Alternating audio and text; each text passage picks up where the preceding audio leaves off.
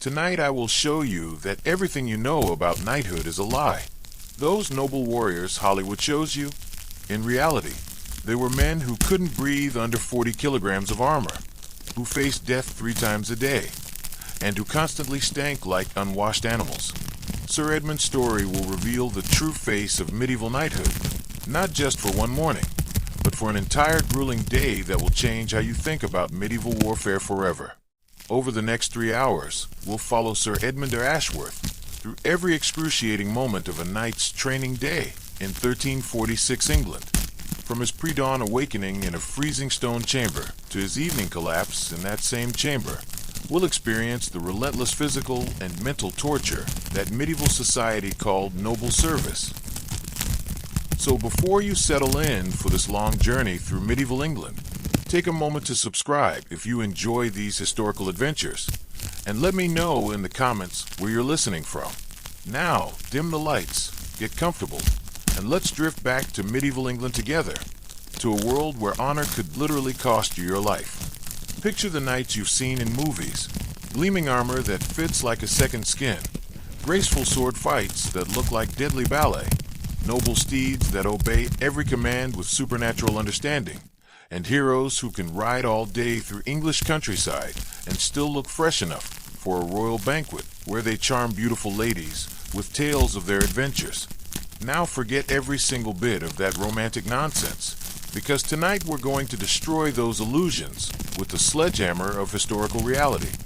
Real medieval knights were men trapped inside 40-kilogram metal prisons that made every breath a struggle against steel plates pressing against their ribs. Every movement an ordeal requiring careful planning and considerable effort.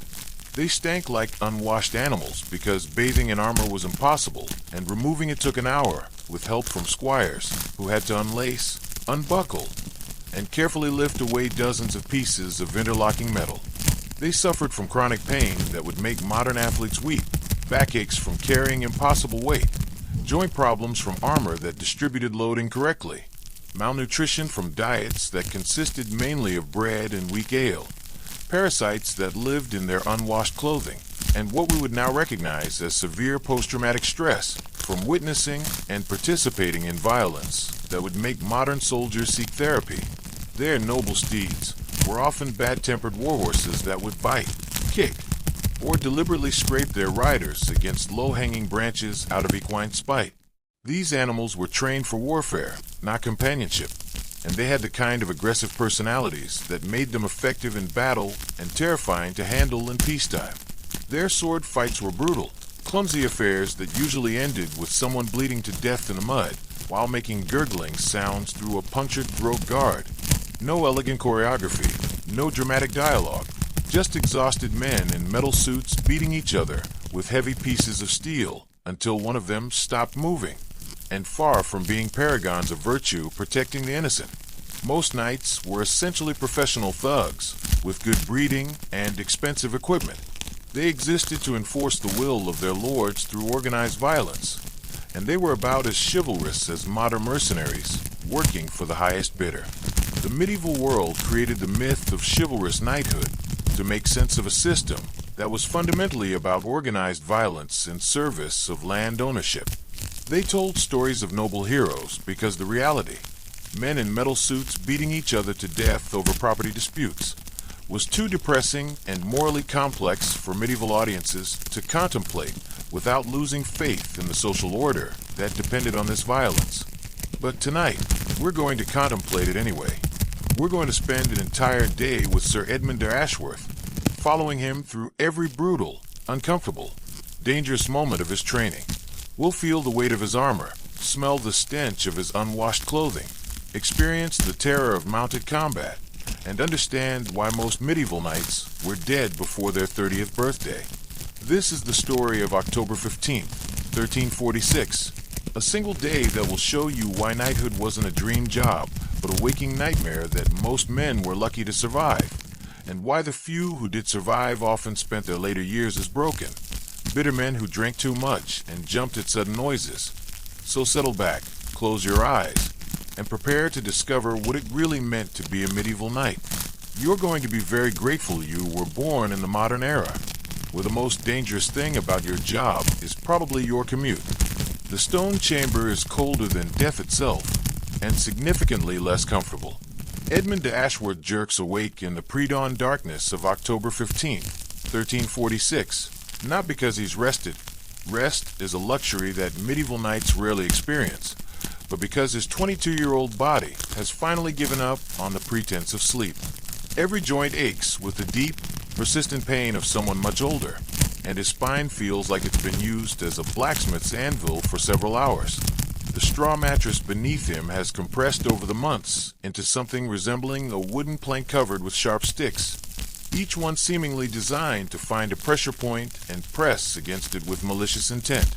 This is what passes for luxury accommodations in medieval England, where comfort is considered a character weakness and suffering is viewed as spiritually beneficial. Outside his narrow window, the autumn wind howls across the Yorkshire moors like the voice of God expressing his displeasure with the entire concept of human existence. The sound penetrates the castle's thick stone walls and seems to settle into Edmund's bones, making them ache even more than they already do from yesterday's training session with Sir Geoffrey de Mortimer. Sir Geoffrey is Edmund's lord and the man responsible for transforming him from a moderately competent young nobleman who could ride a horse without falling off into something resembling a knight capable of surviving actual combat. The process is not going well, and both of them know it. Inside Edmund's chamber, the brazier in the corner has died down to glowing embers that provide about as much warmth as a candle in a cathedral. The small pile of charcoal that was supposed to last the night has burned away to ash, leaving Edmund in a room that's only marginally warmer than the outdoor temperature. Medieval heating is more theoretical than practical. Edmund sits up on his narrow bed, and the movement sends shooting pains through his back and shoulders, souvenirs from yesterday's training session that involved learning to fight with a sword while wearing armor that made normal movement impossible. His right shoulder, where Sir Marcus had landed a particularly enthusiastic blow with a practiced weapon, throbs with each heartbeat. Through the narrow slit window, barely wide enough to admit light, because medieval windows are designed more for defense than illumination, Edmund can see the first gray hints of dawn struggling to penetrate the English gloom. The sky has that particular leaden quality that promises a day of cold rain, which will make training even more miserable than usual. In less than an hour, he'll be expected to present himself in the castle's great hall, fully armored and ready for whatever fresh hell Sir Geoffrey has planned for today's educational opportunities. But first, he has to survive the ordeal of getting dressed, which in the medieval world is less a routine activity and more an elaborate torture session involving layers of uncomfortable clothing and personal hygiene practices that would make modern people weep. Medieval mornings don't start with hot showers, fresh clothes, and leisurely breakfast while checking your phone.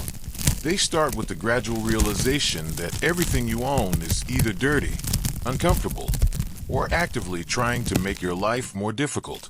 Privacy is a luxury that doesn't exist. Eating is theoretical, and personal cleanliness is something that happens occasionally when circumstances permit. A soft knock interrupts Edmund's gloomy contemplation of the day ahead. Sir Edmund.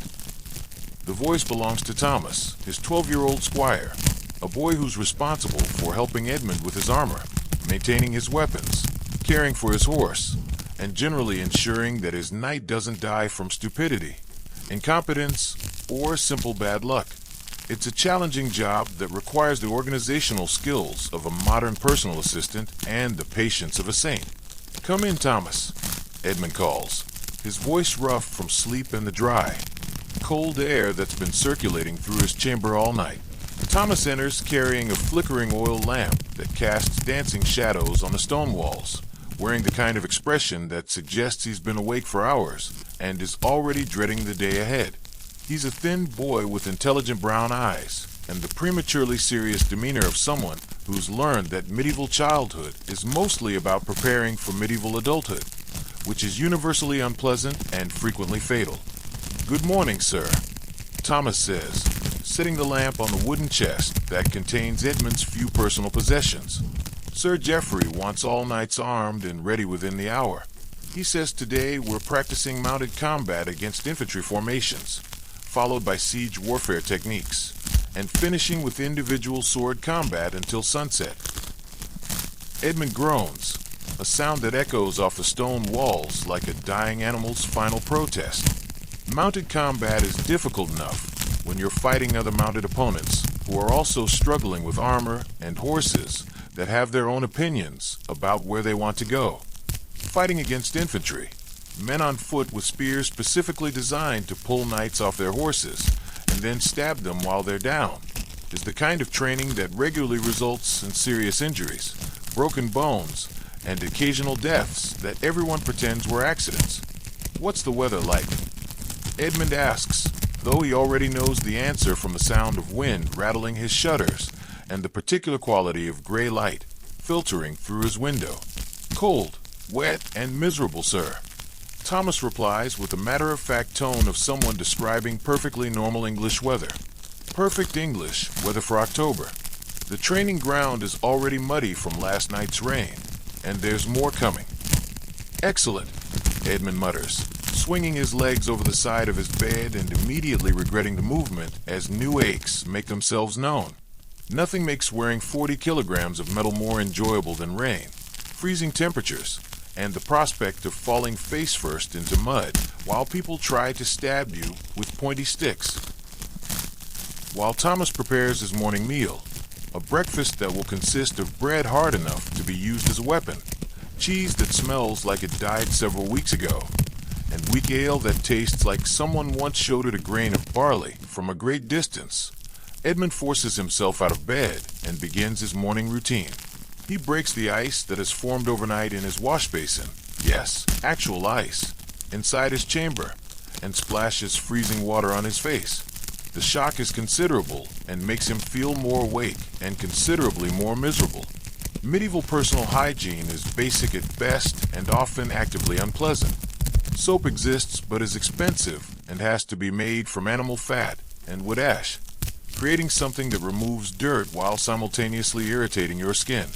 Hot water requires building a fire, waiting for it to heat, and having servants who aren't busy with other tasks. Privacy is a luxury most people can't afford, and bathing is something that happens occasionally when circumstances permit and the risks of pneumonia seem acceptable. Edmund cleans his teeth with a frayed stick, the medieval version of a toothbrush, and rinses with wine, which is both antiseptic and mildly alcoholic. Dental care in the 14th century consists mainly of hoping your teeth don't hurt too much and avoiding foods that might break them. Most people Edmund's age already have several missing teeth, and tooth decay is so common that it's considered normal. His clothing options are severely limited because medieval knights don't have extensive wardrobes. They have the clothes they're wearing, yesterday's clothes, now dirty and smelling strongly of horse and human, and maybe one spare set for special occasions like weddings or funerals. Laundry is an elaborate process that requires an entire day, access to running water, soap, and several servants. So most people just wear dirty clothes and try not to think about what's growing in them. Edmund pulls on a linen shirt that hasn't been washed in over a week, and he can smell it from arm's length. The fabric has absorbed sweat, food stains, and various biological processes, creating an aroma that could be described as aggressively organic. Over this goes woolen hose that itch constantly because medieval wool processing doesn't remove all the lanolin and small bits of sheep, and a tunic bearing stains from recent meals and training sessions that tell the story of his recent activities. The colors have faded to various shades of brown and gray, partly from age and partly from the accumulation of dirt that no amount of washing seems able to remove completely. Medieval dyes are expensive and not particularly color-fast, so most clothing gradually becomes the same muddy color regardless of what it started as. Over this goes the padded gambeson, a thick, quilted jacket designed to protect his skin from the metal armor that will soon be crushing, chafing, and generally abusing his body. The gambeson is made of linen stuffed with wool, and it hasn't been cleaned in months, because cleaning it properly would require taking it completely apart and reassembling it, a process that takes weeks and requires skills that most people don't possess. The smell hits him like a physical force when he picks it up, Old sweat accumulated over months of wear, horsehair that somehow worked its way into the fabric, blood from previous training sessions and minor injuries, and something that might be mold or might be some form of life that's evolved to live in medieval clothing. It's the concentrated essence of medieval masculinity, and it's absolutely revolting. Sweet Mary and all the saints, Edmund mutters, trying not to breathe through his nose as he examines the gambeson. When was this last washed? I believe it was June, sir. Thomas replies helpfully, consulting a mental calendar that tracks such important events. Or possibly May. Definitely before the summer training season began. And what month is it now? Edmund asks, though he already knows the answer and is hoping he's somehow miscalculated. October, sir. The 15th of October, to be precise. 5 months. 5 months of accumulated filth, sweat, and bodily fluids, all trapped in woolen padding that he's about to wear against his skin for the next 12 to 14 hours. The mathematical implications are staggering. Dozens of training sessions, hundreds of hours of wear, countless meals eaten while wearing it, and all the biological processes that human bodies engage in during 5 months of active use. Perhaps we could wash it today. Edmund suggests hopefully, though he already knows what the answer will be. Thomas looks at him with the patient expression of someone explaining basic facts to a small child who hasn't quite grasped how the adult world works. Sir, if we wash it now, it won't be dry for 3 days, possibly longer given the weather. And you need to wear it today, and tomorrow, and every day until campaign season ends and we return to winter quarters. This is the fundamental reality of medieval life. Everything is dirty, uncomfortable, and potentially dangerous, but you have to use it anyway because there are no alternatives. You can't just go to a store and buy replacement equipment. Everything is handmade, expensive, and represents months or years of skilled labor. Edmund sighs deeply and puts on the stinking gambeson, pulling it over his head and settling it on his shoulders. Immediately, his skin begins to itch as various small creatures that have taken up residence in the wool padding make their presence known. Medieval clothing is essentially a portable ecosystem, and most of the organisms living in it are not particularly friendly to human skin. The padding redistributes his body weight in ways that human anatomy wasn't designed to handle, creating pressure points at his shoulders, neck, and waist that will become increasingly painful as the day progresses. The woolen stuffing has compressed unevenly over months of use, creating thick spots that dig into his ribs and thin spots that won't provide any protection against the armor he's about to put on. Right, he says, trying to maintain some dignity despite smelling like a stable that's been closed up for several months. Let's get the armor on. And Thomas, yes, sir, if I die today, make sure they write something nice on my tombstone. Something that doesn't mention how I smelled. Thomas nods solemnly and approaches the armorer's stand with the expression of someone about to perform complex surgery with medieval tools and no anesthesia. Putting on medieval armor is like being slowly buried alive in expensive metal, one piece at a time, while conscious and forced to participate in the process. The procedure begins with the chain mail, a hauberk made of thousands of individually crafted iron rings linked together by some unfortunate armorer who probably went blind doing the detailed work and definitely developed severe arthritis in his hands before he was 30. Thomas lifts the mail shirt with a grunt of effort that speaks to its considerable weight. The hauberk alone weighs about 15 kilograms, which is roughly equivalent to carrying a medium-sized dog made of iron rings. Each ring is about the diameter of a coin and has been cut from iron wire, flattened, shaped, and linked to its neighbors in a process that requires hundreds of hours of skilled labor. The finished product is flexible like fabric but infinitely heavier, and it distributes weight in ways that human anatomy finds deeply objectionable. Arms up, sir, Thomas instructs, preparing to drop what amounts to a metal shirt over Edmund's head. Edmund raises his arms, and Thomas carefully maneuvers the mail over his head and down his body. The weight settles onto Edmund's shoulders like a lead blanket that's been designed by someone who hates the human skeleton. The mail hangs from his neck to his knees, with sleeves extending to his wrists, and every single ring makes contact with at least 3 others, creating a flexible but incredibly heavy mesh of metal that immediately begins pinching his skin in dozens of places. It's like wearing a shirt made of chains. If chains could pinch your skin, catch your hair, and distribute weight in the most uncomfortable way possible. The mail doesn't hang evenly. It sags in some places where the links have stretched under their own weight, and pulls tight in others where the rings have been bent out of shape by previous impacts.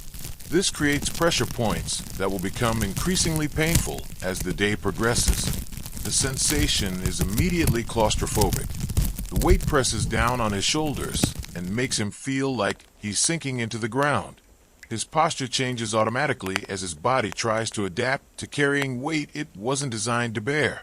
His shoulders round forward, his back develops a slight stoop, and his gait becomes the careful shuffle of someone carrying something fragile and dangerous. How does that feel, sir? Thomas asks, though the answer is written clearly on Edmund's face. Like I'm wearing a hair shirt made of iron, Edmund replies, trying to adjust the mail to find a more comfortable position and discovering that no such position exists. But heavier, much heavier. It gets worse, Thomas says cheerfully, reaching for the leg armor with the enthusiasm of someone who's watched this process many times and knows exactly how much worse it's going to get. The leg protection consists of shoes, male leggings that are basically chainmail stockings, skin balls, shin guards made of steel plates, and sabatons, armored shoes that turn feet into clumsy metal clubs. Each piece must be strapped, buckled, or tied into place with leather fastenings that seem designed to be as inconvenient as possible, and each addition makes Edmund feel more like a mechanical puppet and less like a human being. The shoes are essentially male stockings that cover his legs from waist to feet, attaching to a belt with leather straps that cut into his waist under the weight of the metal. The male rings catch on his woolen hose and pinch his skin with every movement. Walking becomes an exercise in careful coordination as the weight of the leg mail changes how his legs move and makes normal stride impossible. The weight distribution is completely different from regular clothing, and Edmund has to learn to walk all over again with each piece added. His center of gravity shifts, his balance changes, and movements that were automatic now require conscious thought and careful planning. The skin balls are steel plates covering his shins, strapped over the mail with leather buckles that have to be precisely adjusted to allow any movement at all. They're designed to deflect sword cuts and spear thrusts, but they also make bending his knees an engineering challenge that requires careful coordination between multiple joints and muscle groups. Medieval armor prioritizes protection over mobility, which means once fully armed, you move like an arthritic elderly person wearing a diving suit filled with sand. Every movement must be planned in advance, executed slowly, and monitored carefully to avoid losing balance or creating noise that would alert enemies to your presence. The sabatons are perhaps the worst part of a leg armor, essentially steel shoes with articulated joints that are supposed to allow natural foot movement, but actually feel like wearing ice skates made of scrap metal. Each step produces a metallic clank that can be heard from a considerable distance, and the steel soles have no traction on anything other than perfectly dry ground. Walking in them requires constant concentration, perfect balance, and complete acceptance that you will never move gracefully again. Edmund takes a few experimental steps and sounds like a walking hardware store having an earthquake. "Can you walk, sir?" Thomas asks, watching Edmund's tentative movements with professional interest. Edmund takes a few more steps, each one producing a symphony of metallic sounds. Mail jingling like coins in a bag, plates clanking against each other, leather straps creaking under tension, buckles rattling with each movement. The noise is extraordinary.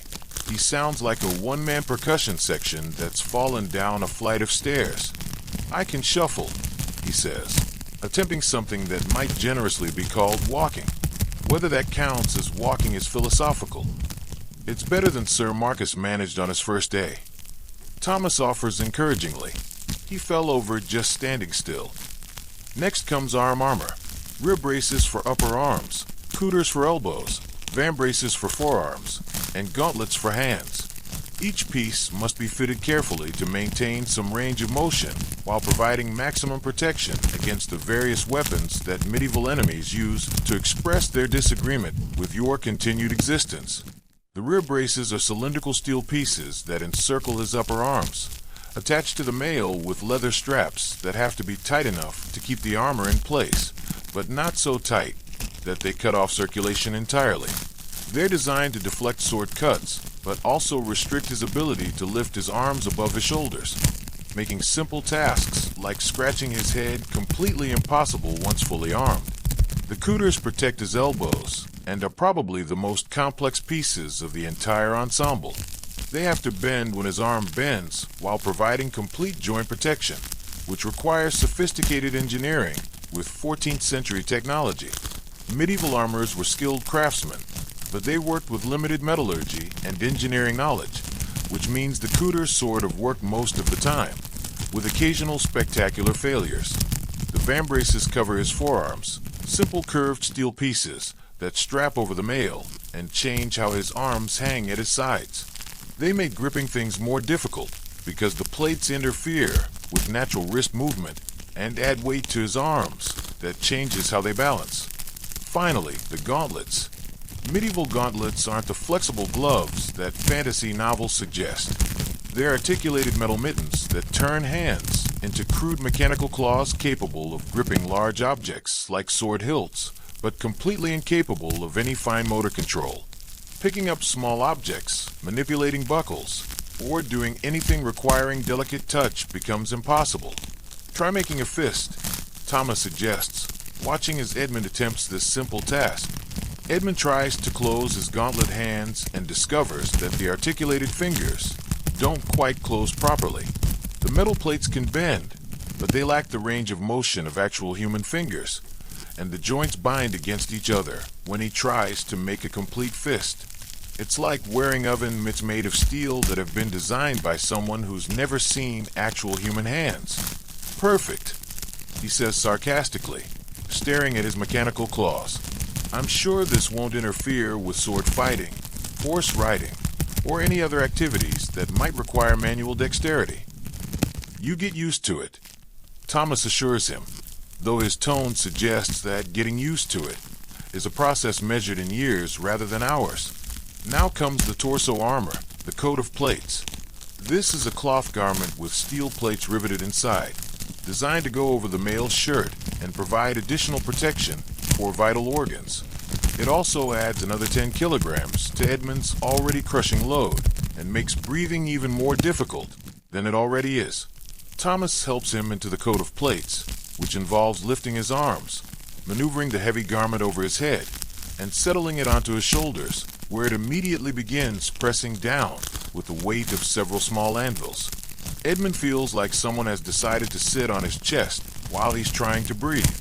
The combination of mail and plates severely restricts breathing. The steel presses against his ribs and makes it impossible to take deep breaths. He can only manage short, shallow breaths, and any attempt at normal breathing meets steel and iron resistance that makes his lungs work harder for less air. I can't breathe, he gasps, the words barely audible through the metal encasing his torso. You're not supposed to breathe normally, Thomas explains patiently, as if this is perfectly reasonable. You're supposed to breathe efficiently. Short, quick breaths, like a dog panting. If you try to breathe deeply, you'll exhaust yourself fighting your own armor. This is not reassuring information. Edmund tries the suggested breathing technique and feels like he's suffocating in slow motion. The final pieces are the most important and most uncomfortable: the helmet and great bassinet. The great bassinet is a steel helmet with a movable visor that provides excellent head protection while severely limiting vision, hearing, and breathing ability. It's like voluntarily putting your head inside a metal bucket that's been designed to make every basic human function more difficult. Thomas lifts the helmet carefully. It weighs about 4 kilograms, which is equivalent to carrying a bowling ball on your head, and places it on Edmund's head. The weight settles onto his neck and shoulders, adding to the crushing load he's already carrying. Immediately, Edmund's world shrinks to the narrow visor slit, about 2 inches wide and half an inch tall. He can see directly ahead, and that's it. No peripheral vision, no upward view, no way to look down at his feet without tilting his entire body forward and risking losing his balance.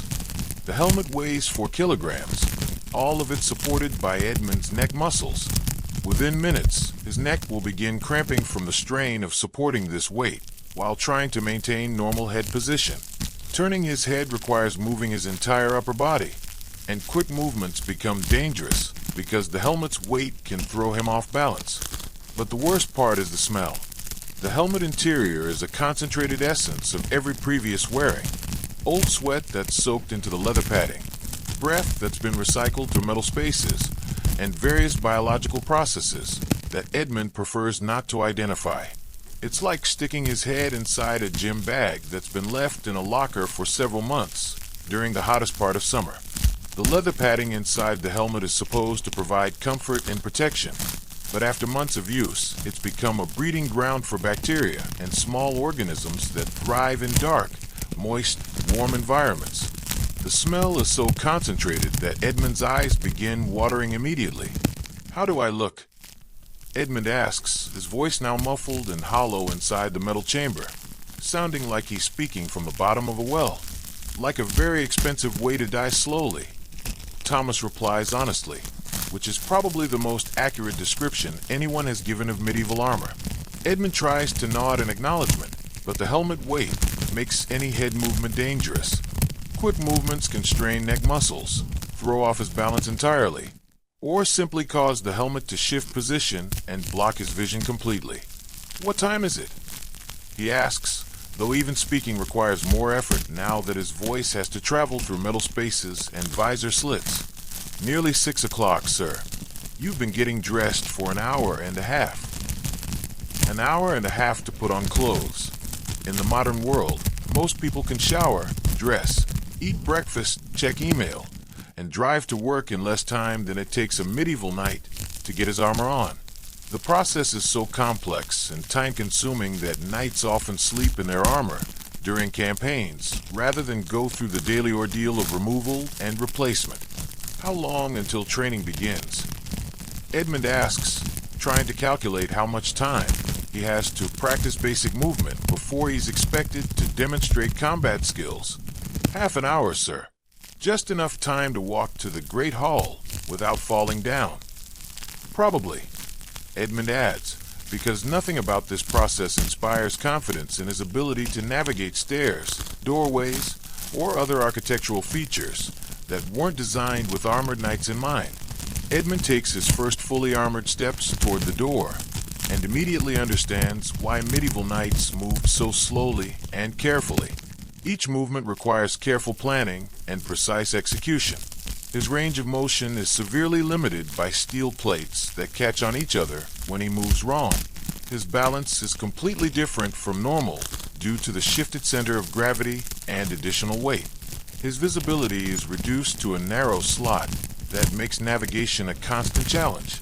He moves like an elderly man with severe arthritis wearing a diving suit, taking small, careful steps and pausing frequently to catch his balance and plan his next movement. This is not the graceful, athletic movement of romantic stories. This is the awkward shuffle of a man trapped inside a metal prison that's actively working against every attempt at normal human movement. "Thomas," he says as they make their way slowly toward the stairs, each step a small victory in the ongoing battle against gravity and physics. "Remind me why I wanted to be a knight." "Glory, honor, and the chance to serve God and your Lord in righteous combat, sir." Thomas recites the standard answer with the tone of someone who's given it many times before. "Right, and how's that working out so far?" Thomas considers this question carefully while watching Edmund navigate the simple task of walking in a straight line. "Well, sir, you're not dead yet, which is better than many knights manage on their first campaign season." This is the most encouraging thing anyone has said to Edmund all morning, which tells you everything you need to know about medieval knighthood and the realistic expectations that people have for survival in this profession. The day has barely begun, and already Edmund feels like he's been through an endurance test that would challenge modern athletes. But the real challenges haven't even started yet. Getting dressed was just the preparation for the actual training, which will involve mounted combat, siege warfare, and sword fighting, all while wearing this metal suit that makes normal movement impossible. As they approach the stairs leading down to the Great Hall, Edmund realizes that his education in medieval warfare is about to begin in earnest, and he's starting to suspect that the romantic stories about knighthood might have left out some important details about what the job actually involves. Getting downstairs in medieval armor is an engineering challenge that would make modern safety inspectors have nervous breakdowns and immediately ban the entire concept of armored stairs navigation. Edmund stands at the top of a stone staircase leading from his chamber to the Great Hall, staring down at what might as well be a cliff face designed by someone who actively hates people wearing armor. The stairs are uneven medieval stonework, worn smooth by generations of boots, and slick with morning moisture that's condensed on the cold stone. In normal clothes, descending would be a routine activity requiring no conscious thought. In 40 kilograms of armor with severely limited vision and balance problems, it's an extreme sport with potentially fatal consequences. The staircase itself is typical medieval construction. Stone steps that were cut by hand and fitted together by craftsmen who prioritize function over comfort. Each step is slightly different in height and depth, creating an irregular pattern that requires careful attention even under normal circumstances. The stone has been polished smooth by centuries of use, creating a surface that's slippery when dry and dangerously treacherous when wet. "Take it very slowly, sir," Thomas advises, walking beside him with a coil of rope that's been brought just in case Edmund needs to be lowered down the stairs like a piece of furniture. Small steps. Don't try to see your feet. You can't anyway with that visor. Feel for each step with your toe before putting your full weight on it. The rope is a practical precaution because knights falling downstairs is a common enough occurrence that most castles keep rescue equipment readily available. A fully armored knight who falls down a flight of stone stairs can easily break bones, damage expensive armor, or simply be unable to get back up without considerable assistance. Edmund begins his descent with the careful movements of someone defusing an explosive device. His first step is tentative, sliding his armored foot forward until the steel sabaton contacts the stone edge of the first step. The metal shoe has no flexibility and no traction. It's like wearing ice skates made of steel on polished stone that's been designed to be as slippery as possible. He can't see his feet through the narrow visor slit, so he has to navigate entirely by feel and balance. The armor's weight wants to carry him forward. Gravity is working against him, and the steel plates make it impossible to bend naturally at the waist or knees to maintain proper balance. His second step is more confident, which immediately proves to be a mistake. His foot slips on the smooth stone, and for a terrifying moment he's sliding forward, arms windmilling wildly as he tries to regain balance.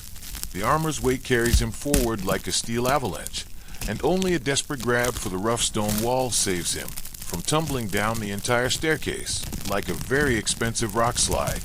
The sensation is absolutely terrifying. 40 kilograms of armor have their own momentum, and once Edmund starts falling, the weight makes it almost impossible to stop.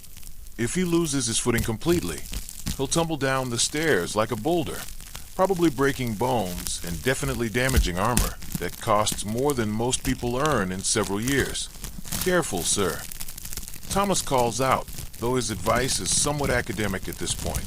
Edmund presses himself against the stone wall, breathing hard inside his helmet and trying to slow his racing heart.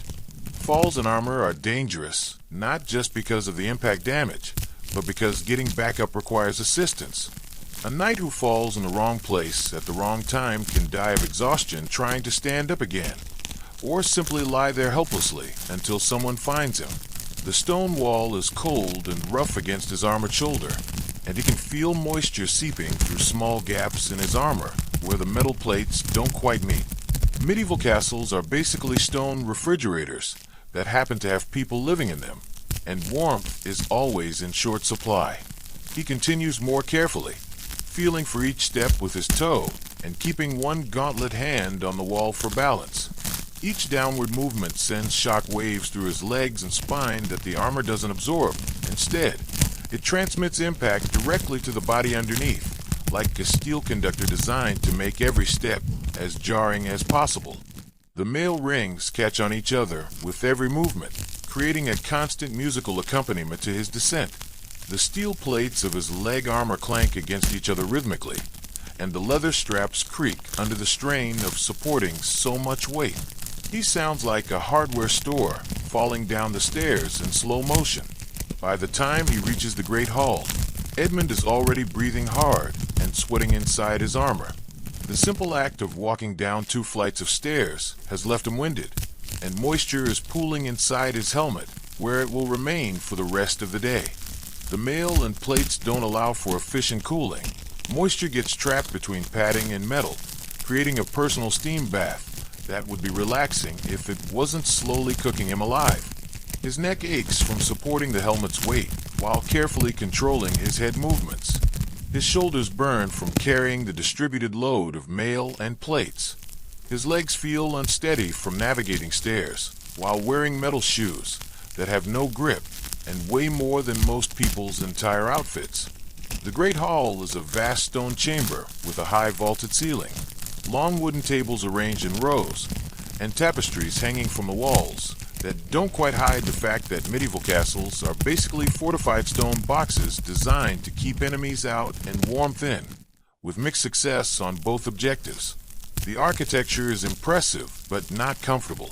Stone walls, stone floors, stone everything, all designed to withstand siege engines and enemy attacks rather than provide cozy living spaces.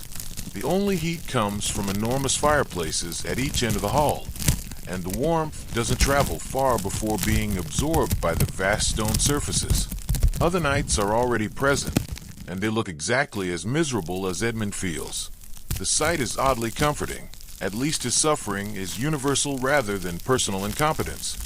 Sir Geoffrey de Mortimer stands near the great fireplace, fully armored and somehow managing to look competent despite wearing the same mobility-restricting metal suit as everyone else.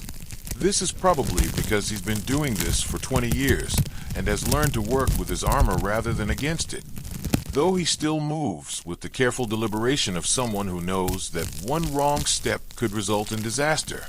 Sir Geoffrey is 40 years old, which makes him practically ancient by medieval knight standards. Most knights are dead or crippled by their mid-30s, so reaching 40 while still being able to fight is a significant achievement.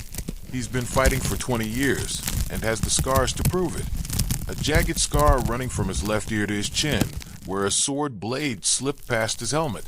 2 missing fingers on his right hand from a mace blow that crushed his gauntlet, and a permanent limp from a spear wound that never quite healed properly. In the medieval world, this collection of injuries counts as excellent health for a career soldier. Ah, Edmund. Sir Geoffrey calls out cheerfully, his voice echoing in the stone chamber. Wonderful to see you upright and mobile. How are you feeling this fine morning? Like I'm slowly being crushed to death by my own clothing, Edmund replies honestly, his voice muffled by the helmet but still audible across the hall. Excellent. That means your armor fits properly. Sir Geoffrey responds with the kind of enthusiasm that only makes sense in the medieval military context. When you stop feeling crushed, it means you've lost too much weight and need to eat more. A properly fitted harness should feel like it's trying to kill you. This passes for humor in the medieval world, where the difference between effective equipment and torture devices is largely philosophical. Other knights present are in various stages of armored misery that creates a tableau of medieval suffering. Sir Marcus slumps against a wooden pillar, breathing like a bellows and staring into the middle distance with the 1,000-yard stare of someone seriously questioning his life choices. His armor bears fresh dents from yesterday's training, and there's a suspicious brown stain on his surcoat that could be mud, blood, or something worse. Sir Robert, a younger knight who's been wearing armor for 3 years and should theoretically be getting used to it, practices walking in small circles with the intense concentration of someone learning to use prosthetic limbs. Each step is carefully planned and executed, and he occasionally pauses to steady himself against furniture when his balance threatens to desert him entirely. Sir William stands motionless near the wall, apparently afraid to move lest he fall over or damage something expensive. His breathing is labored, and he occasionally lifts his visor to get fresh air, which immediately fogs up when the warm air from inside his helmet meets the cooler hall air. The collective atmosphere is one of barely controlled suffering, punctuated by metallic clanking and the occasional grunt of pain when someone moves wrong and pinches something important. Right then, Sir Geoffrey announces with the cheerful authority of someone who enjoys watching other people suffer for educational purposes. Breakfast first, then we'll head to the training grounds. Today we're working on mounted combat against pike formations, siege engine operation, and hand-to-hand combat techniques. Should be educational for everyone involved. The word educational in Sir Geoffrey's vocabulary typically means likely to result in injuries and possible permanent damage, but refusing to participate isn't an option.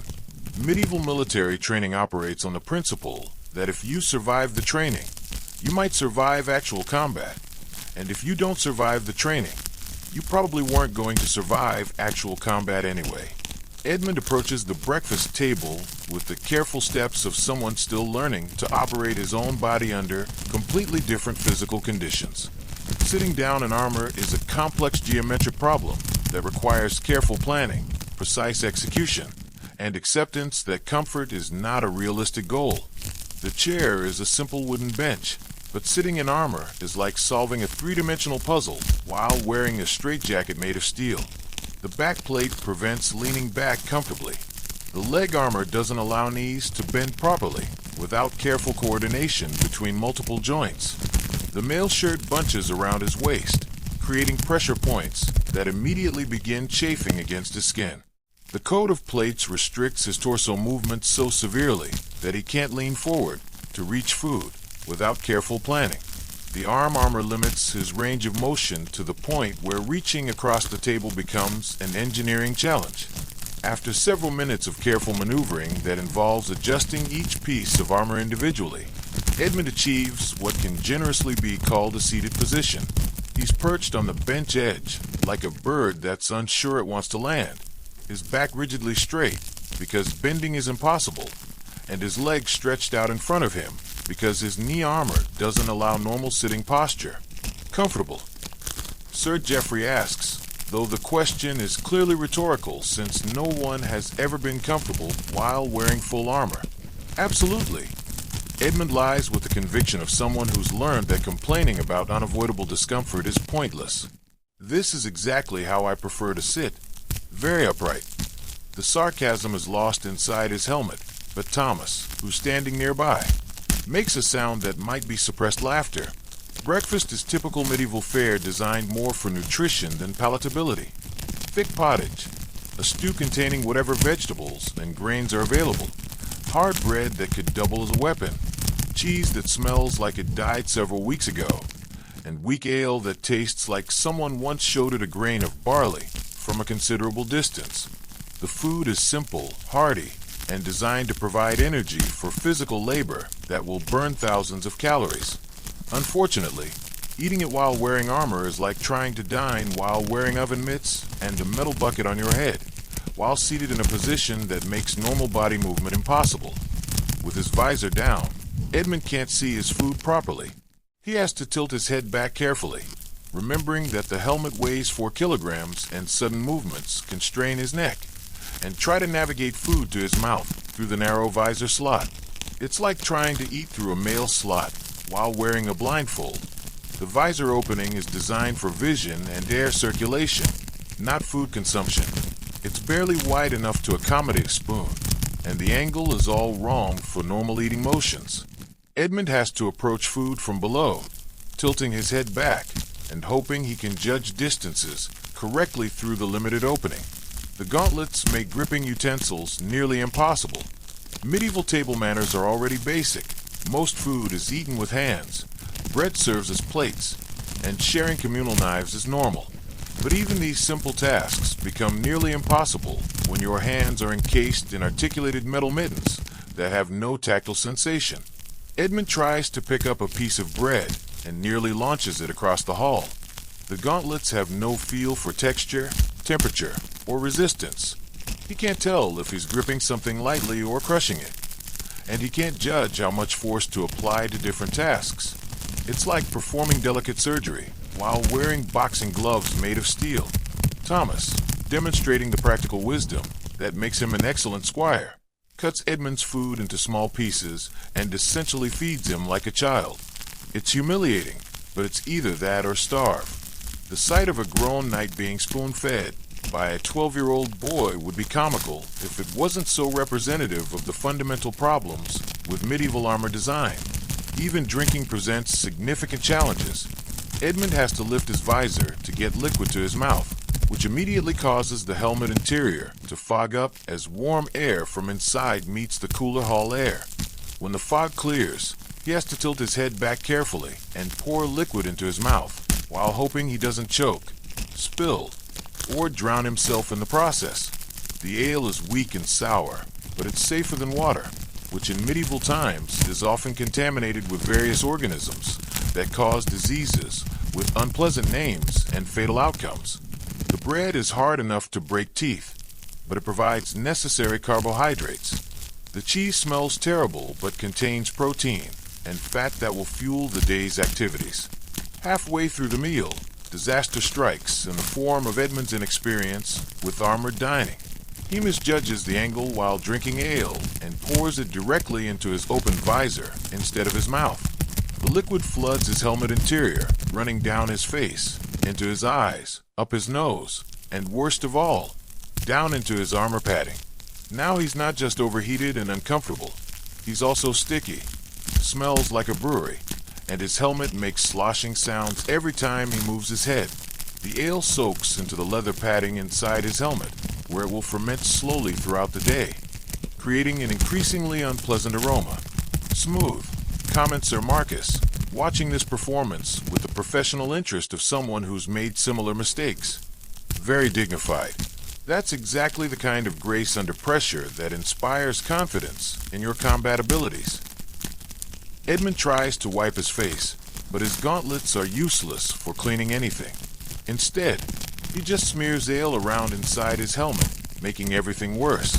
The metal mittens can't access most of his face anyway, and they have no absorbent properties, so all he accomplishes is spreading the liquid around more evenly. Don't worry, Sir Geoffrey says with the cheerful encouragement of someone who's watched many knights struggle with basic life functions. You'll get used to it eventually. Only took me about 3 years to master eating breakfast without drowning myself. Dinner took 5 years, and I still occasionally pour soup into my armor by accident. This is not encouraging news. The prospect of spending years learning to eat without causing disasters is depressing enough, but the implication that even experienced knights regularly fail at basic tasks is deeply troubling. Sir Robert, attempting to be helpful, shares his own experience. Last week I managed to get my gauntlet stuck in a loaf of bread. Took 2 squires and a blacksmith to extract it without damaging the armor. The bread was a total loss. These stories of armored incompetence should be reassuring, but instead they highlight just how difficult it is to function as a human being while wearing medieval armor. Even basic activities like eating become complex challenges requiring specialized techniques and considerable practice. But breakfast, torturous as it is just the warm-up for the day's real challenges. After the meal comes mounted combat training, which is where knights learn the valuable skill of falling off horses while wearing 40 kilograms of metal, followed by siege warfare practice, which involves operating dangerous machines while wearing equipment that makes precise movement impossible. Right then, lads, Sir Geoffrey announces as the meal concludes with most knights having successfully consumed some food without drowning, choking, or causing major property damage. Time to see if you can remember how to ride horses without falling off immediately. Thomas, bring the horses around. We're going to practice charging pike formations, which should provide excellent learning opportunities for everyone involved. The phrase learning opportunities in medieval military training typically translates to experiences that will test your will to live. But there's no choice in the matter. Medieval knighthood isn't a hobby or recreational activity. It's a profession that requires constant practice, and that practice is almost as dangerous as actual combat. Edmund struggles to his feet, which requires careful coordination between multiple muscle groups and several attempts to achieve anything resembling an upright position. Once vertical, he shuffles toward the great hall's entrance, moving with the grace and speed of an elderly man with severe arthritis, wearing a diving suit filled with concrete. Outside, the October morning is cold, wet, and thoroughly English. Fine mist is falling from a leaden sky, which will make the training ground muddy and the horses irritable. Perfect conditions for learning to control a 1,000-pound animal while wearing a metal suit that severely restricts movement, balance, and vision. The morning air hits Edmund's visor and immediately fogs it up, reducing his already limited vision to essentially nothing. He has to pause and wait for the fog to clear, which it does slowly and incompletely, leaving water droplets on the inside of his visor that distort what little he can see.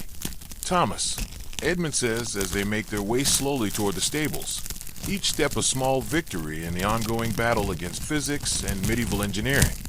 Do you think it's too late for me to become a monk? Almost certainly, sir. Thomas replies with the brutal honesty that makes him such an effective squire. Monks have to read Latin fluently, wake up before dawn for prayers, and they're not allowed to complain about living conditions. You'd hate it. What about a merchant? Merchants need to travel long distances on foot or horseback, handle money accurately without being able to feel it properly, and maintain good customer relationships.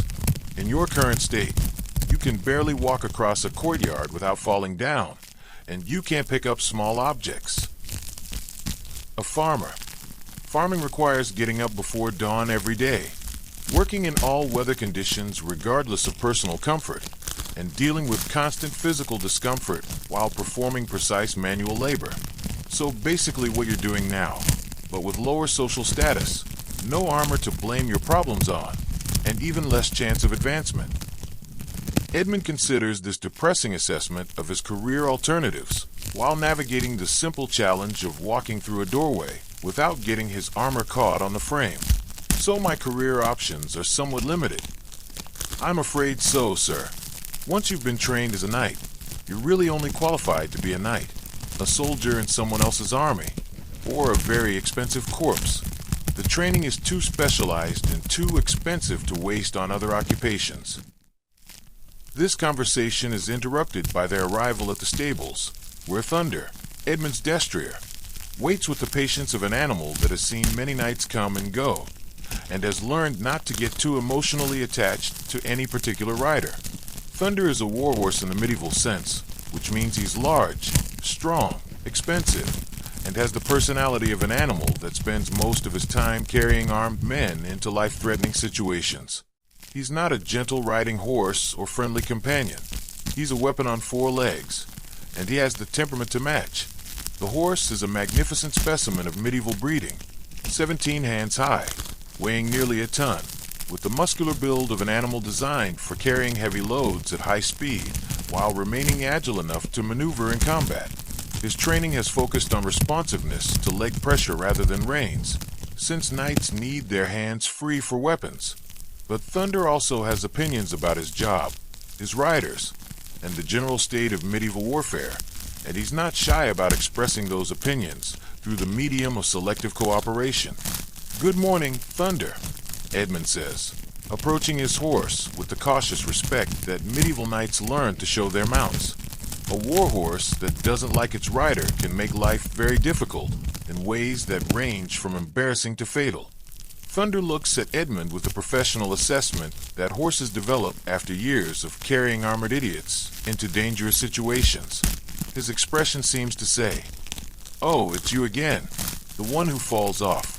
Try not to embarrass us both before we reach the training ground." The horse's eyes are intelligent and slightly judgmental, as if he's keeping score of his rider's failures and finding the results disappointing. This is probably accurate, War horses are expensive investments, and they're often better trained than the knights who ride them. Getting mounted while wearing 40 kilograms of armor is about to become the first major challenge of Edmund's day, and based on his track record, it's not going to go smoothly. Mounting a horse while wearing medieval armor is like trying to climb onto a moving platform while wearing a diving suit made of kitchen appliances that have been welded together by someone who's never seen a human body. In movies and romantic literature, knights vault gracefully onto their steeds with athletic ease, landing perfectly in the saddle and immediately galloping toward adventure with their cloaks billowing dramatically behind them. In reality, Edmund needs a mounting block, 2 squires to boost him up, several minutes of undignified scrambling, and a small miracle to avoid falling off the other side of the horse. The mounting block is a wooden platform about 3 feet high that puts Edmund roughly level with Thunder's back. Without it, getting onto the horse would require a crane, divine intervention, or the kind of athletic ability that disappeared from Edmund's life the moment he started wearing armor. The block itself is scarred from years of use by knights learning the same lessons Edmund is about to learn. Deep gouges in the wood show where armor has scraped against it, and dark stains suggest that not all mounting attempts have ended successfully. Edmund approaches the mounting block with the careful steps of someone who's learned that every movement in armor must be planned in advance and executed with precision. Weight distribution is completely different from normal clothing. His center of gravity is now located somewhere around his ankles, and his balance has been fundamentally altered by the addition of 40 kilograms of metal. Thomas and another squire, William, position themselves on either side of the mounting block to provide assistance. This isn't because Edmund is weak or incompetent, but because mounting a warhorse in full armor is genuinely a 3-person job that requires coordination, timing, and considerable upper body strength from all participants. "Right then, sir," Thomas says, reviewing the procedure they've practiced dozens of times. "Remember to use your legs, not your arms. Grip with your thighs, not your hands. Don't try to pull yourself up using Thunder's mane. He bites when annoyed. And whatever you do, don't panic if you start to fall. We'll catch you." The last part is delivered with the kind of confidence that comes from experience rather than optimism. Edmund nods, forgetting that nodding in a 4-kilogram helmet is dangerous. The sudden movement nearly throws him off balance before he's even attempted to mount the horse, and he has to grab the mounting block to steady himself while his vision swims inside the helmet. "Careful with head movements, sir." William reminds him with the patience of someone who's seen this mistake many times. The helmet makes your head top-heavy. Think of it as balancing a bowling ball on your shoulders. Edmund tries again, keeping his head movements minimal and controlled. He places his left foot in the stirrup, which is challenging because the sabaton, his armored shoe, doesn't bend like a normal foot.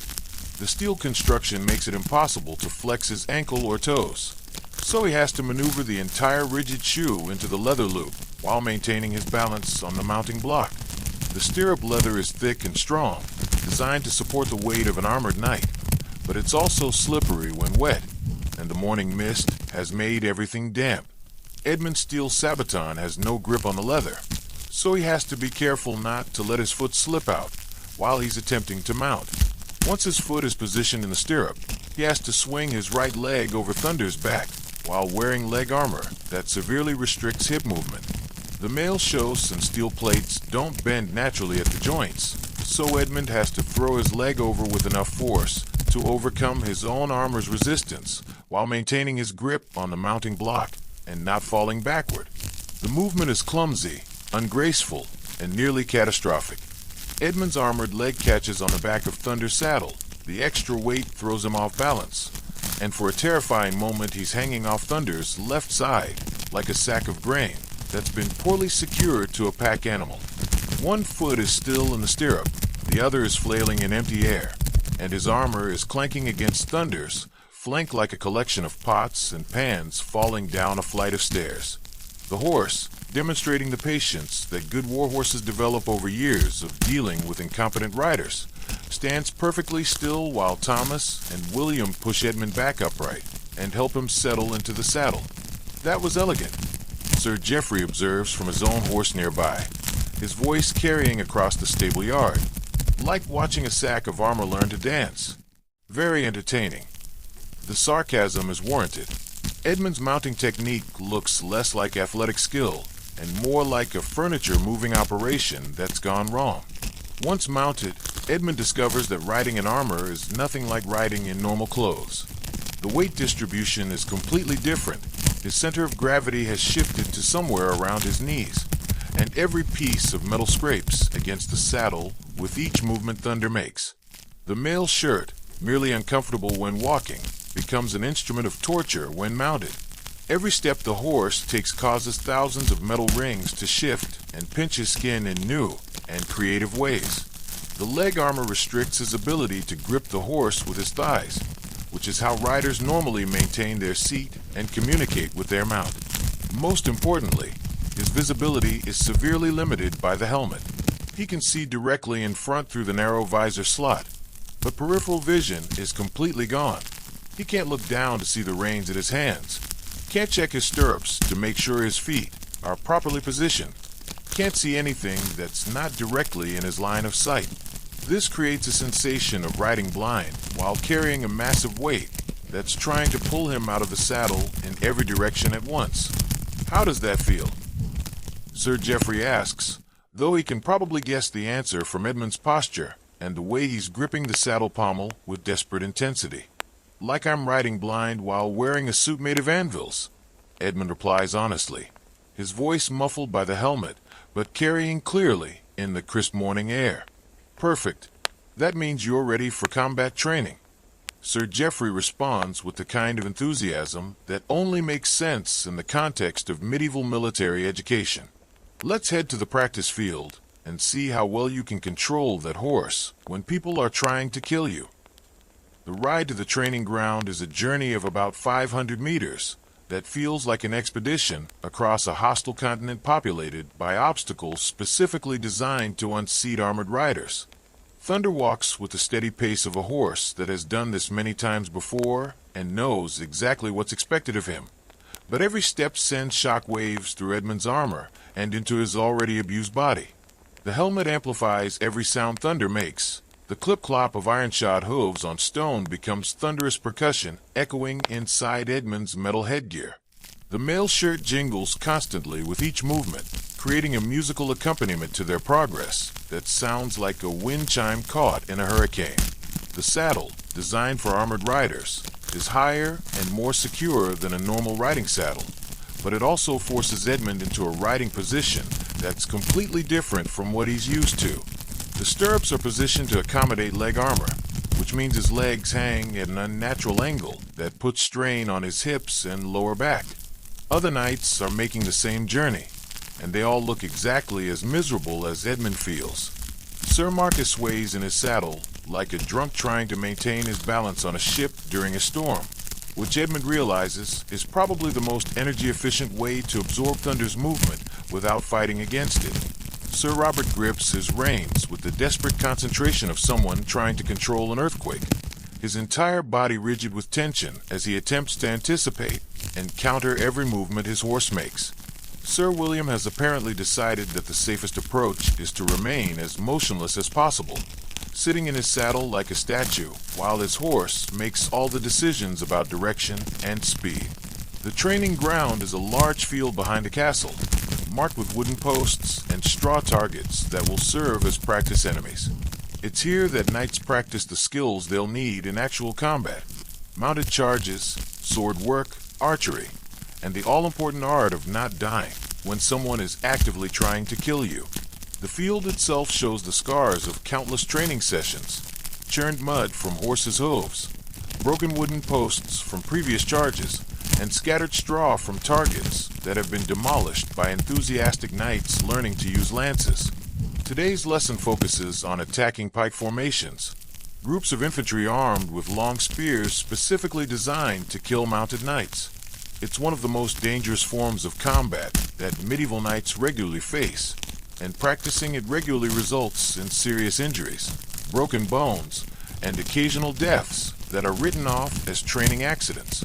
The enemy formation consists of a dozen men-at-arms armed with 12-foot pikes, standing in two ranks with spear points aimed directly at approaching knights.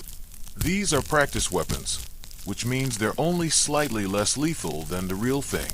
The points are blunted to reduce the chances of immediate death, but a 12-foot wooden shaft with a steel tip can still break bones, puncture armor, knock a rider unconscious, or cause internal injuries that won't manifest until later. The men holding the pikes are experienced soldiers who know how to use their weapons effectively. They're not going to stand there passively and let knights ride them down. They're going to try to unhorse the riders and then finish them off on the ground, just like they would in actual combat. Sir Geoffrey positions the knights in a rough line, about 200 yards from the pike formation. Edmund takes his place between Sir Marcus and Sir Robert, trying to look like he knows what he's doing while privately wondering if it's too late to flee to France, join a monastery, and spend the rest of his life copying religious manuscripts in peaceful solitude. Right then, Sir Geoffrey calls out, his voice carrying across the field with the authority of someone who's survived 20 years of this kind of training. The key to breaking a pike formation is speed, coordination, and violence of action. Hit them hard, hit them fast, and don't give them time to reset their spears. Edmund, you'll take the center position. Try not to die. This last piece of advice is delivered with the casual tone of someone recommending a good wine to accompany dinner, which perfectly captures the medieval attitude toward life-threatening activities. Edmund looks ahead at the waiting pikes and feels his stomach drop into his armored boots. The spear points are aimed directly at him, held steady by men who have practiced this formation hundreds of times and know exactly how to stop a charging horse. Even with blunted weapons, charging into that hedge of steel is like voluntarily jumping into a meat grinder that's been designed specifically to process armored knights. Any specific advice? He asks Sir Marcus, hoping for some tactical wisdom that might improve his chances of survival. Don't think about it too much, Sir Marcus replies with the voice of experience. The more you think, the more likely you are to panic and do something stupid. Just point your lance at the enemy, hold on tight, and try to stay on your horse until you hit something. And if I fall off, try to land on something soft, like an enemy, or at least try to fall in a direction that won't result in being trampled by your own horse. This advice is not particularly comforting, but it's probably the best tactical guidance available under the circumstances. Edmund checks his equipment one final time, though there's not much he can do to improve his situation at this point. His lance is a 12-foot ashwood shaft tipped with a blunted steel point, weighing about 7 kilograms, and designed to be held couched under his right arm while he controls his horse with his left hand. In theory, the lance is a precision weapon that allows him to strike specific targets while moving at high speed, transferring the momentum of horse and rider into a concentrated point that can penetrate armor and deliver devastating injuries. In practice, it's an unwieldy tree branch that he can barely hold steady while thunder is standing still, let alone when they're galloping toward a formation of men with sharp sticks who are specifically trying to kill him. Advance at the walk, Sir Geoffrey commands, and suddenly the training exercise begins in earnest. The line of knights begins moving forward, and Thunder responds to Edmund's leg pressure by starting to walk toward the pike formation with the resigned patience of a horse that has done this many times before and knows exactly how it's going to end. At this pace, Edmund can maintain some control over his lance and his balance, but he knows that the speed will increase rapidly, and with each acceleration, his chances of staying mounted and hitting his target will decrease exponentially. At 150 yards from the enemy, Sir Geoffrey calls for a trot. Thunder breaks into a faster pace, and Edmund immediately realizes that controlling a lance while bouncing up and down in the saddle is like trying to thread a needle during an earthquake while wearing oven mitts. The lance point wavers around like a compass needle in a magnetic storm, sometimes pointing at the enemy, sometimes at the sky, sometimes at the ground. Edmund grips it with both hands, forgetting that he's supposed to be controlling his horse and Thunder. Left to his own devices, begins drifting left toward what he perceives as a safer direction. Warhorses are trained to respond to leg pressure and weight shifts, but they're also intelligent animals with strong survival instincts. Thunder can see the pike formation ahead, and his equine brain has correctly identified it as a collection of sharp objects that should be avoided at all costs. At 100 yards, Sir Geoffrey shouts, "Canter!" Thunder accelerates again, and now Edmund is bouncing so hard that his teeth are chattering inside his helmet.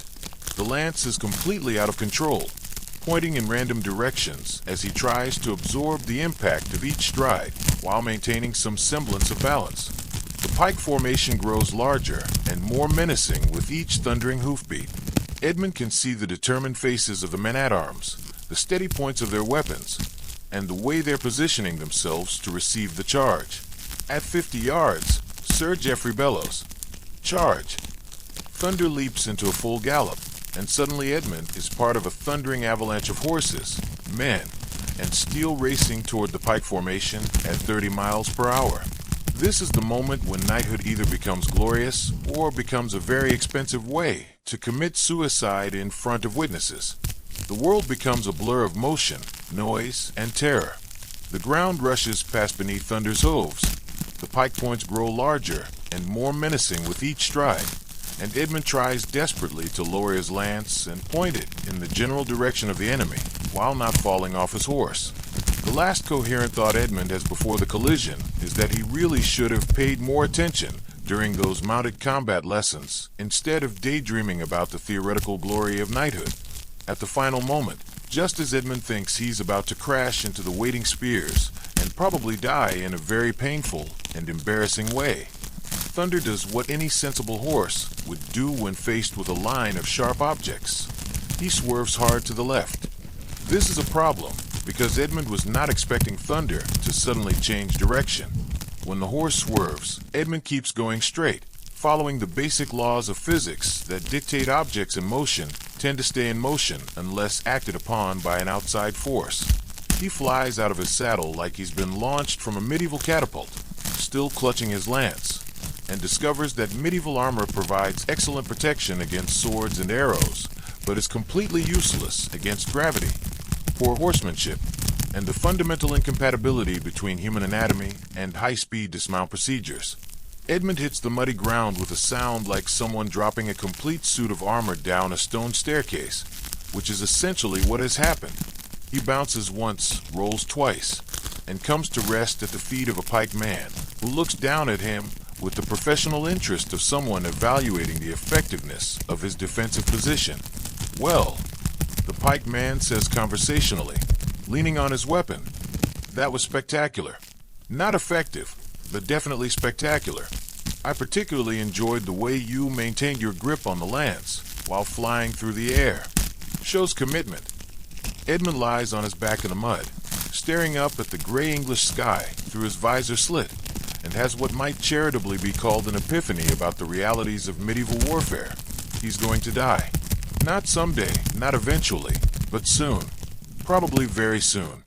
Because if he can't even stay on his horse during a practiced charge against men with blunted weapons who aren't actually trying to kill him, what's going to happen when he faces real enemies with sharp spears who are genuinely committed to ending his life as quickly and efficiently as possible? Sir Geoffrey's face appears in his limited field of vision, upside down, and wearing an expression that combines concern with professional assessment of the training value of the experience. "You all right down there, lad?" "I think," Edmund says carefully, taking inventory of his various aches and pains, "I may need more practice." Understatement of the century. Sir Geoffrey agrees with the brutal honesty that characterizes medieval military instruction. But don't worry too much about it. You've only been training for 15 years. Give it another decade, and you might be able to avoid embarrassing yourself too badly. This timeline for competence is not encouraging, especially since most knights don't live long enough to achieve 25 years of experience. Getting back to his feet requires assistance from Thomas and 2 men-at-arms, because standing up in armor after falling down is like trying to escape from a very heavy, very awkward sleeping bag while someone sits on you and shakes you vigorously. The armor's weight and bulk make normal movement impossible, and Edmund has to be hauled upright like a piece of furniture that's fallen over. The process involves careful coordination to avoid further injury and considerable effort from multiple people. Once vertical, Edmund assesses his condition with the methodical approach of someone checking for broken bones and internal injuries. Everything hurts, but that's been true since he put on his armor this morning. His pride is more damaged than his body, though the fall has added several new dents to his armor that will need to be hammered out by a blacksmith. Thunder has wandered off to a safe distance and is now grazing peacefully, having successfully completed his primary objective of avoiding contact with sharp objects while keeping his rider alive, albeit not mounted. He looks at Edmund with what can only be described as professional disappointment mixed with equine smugness. "Right," Sir Geoffrey announces cheerfully, reviewing the results of the charge with the satisfaction of an instructor whose students have just learned valuable lessons about medieval warfare. "That was an excellent start. Edmund, you managed to stay on your horse for almost the entire charge, which is better than most beginners achieve. Let's try it again, but this time, try to actually hit something with your lance instead of using it as a flag while you perform aerial maneuvers."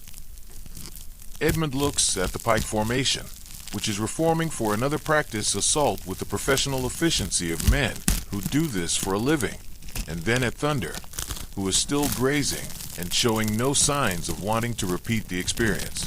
The prospect of mounting up again, riding toward sharp objects, and attempting to stay on a horse that has already demonstrated his opinion of the entire enterprise fills Edmund with something that could charitably be called reluctance, and more accurately described as terror. "Sir Geoffrey," he says carefully, trying to project confidence while standing in mud with armor that's been decorated with grass stains and what might be horse manure, "I'm beginning to think that mounted combat might not be my strongest skill." "Nonsense," Sir Geoffrey replies with the brutal optimism that characterizes medieval military training. "It's not supposed to be easy. If it was easy, everyone would be doing it, and then we wouldn't be special. The whole point of knighthood is learning to do impossible things with inadequate equipment while people try to kill you." This philosophy explains a great deal about medieval warfare and medieval mortality rates, but it's not particularly comforting from Edmund's perspective. "Besides," Sir Geoffrey continues, "you're learning valuable lessons about combat effectiveness, tactical awareness, and the importance of staying mounted during a charge. These are skills that will serve you well in actual battle, assuming you survive long enough to apply them." The casual mention of survival as an uncertain outcome does nothing to improve Edmund's confidence in his chosen profession. "What about the other knights?" Edmund asks, gesturing toward Sir Marcus and Sir Robert, who have both managed to stay mounted during their charges, but don't look particularly successful either. Sir Marcus had indeed remained on his horse, but his lance had somehow gotten turned around backward, so he charged the enemy while pointing his weapon at his own horse's head. The pikemen had been so confused by this tactical innovation that they'd forgotten to try to unhorse him. Sir Robert had maintained proper lance position, but had closed his eyes during the final approach, which resulted in him charging past the enemy formation entirely and nearly running down several spectators who had come to watch the training. "Excellent question," Sir Geoffrey says, reviewing the overall performance with the critical eye of someone who's seen many knights learn these lessons the hard way. "Let's gather everyone together and discuss what we've learned from this exercise." The knights assemble in a loose group, their armor muddy and dented, their pride damaged, but their bodies mostly intact. Thomas brings Thunder back, and the horse allows himself to be led with the resigned patience of an animal that knows the humans haven't learned their lesson yet. Right then, Sir Geoffrey begins, settling into what Edmund recognizes as his teaching voice. "Let's review what just happened. Edmund, you demonstrated the importance of maintaining seat and balance during a charge. What did you learn?"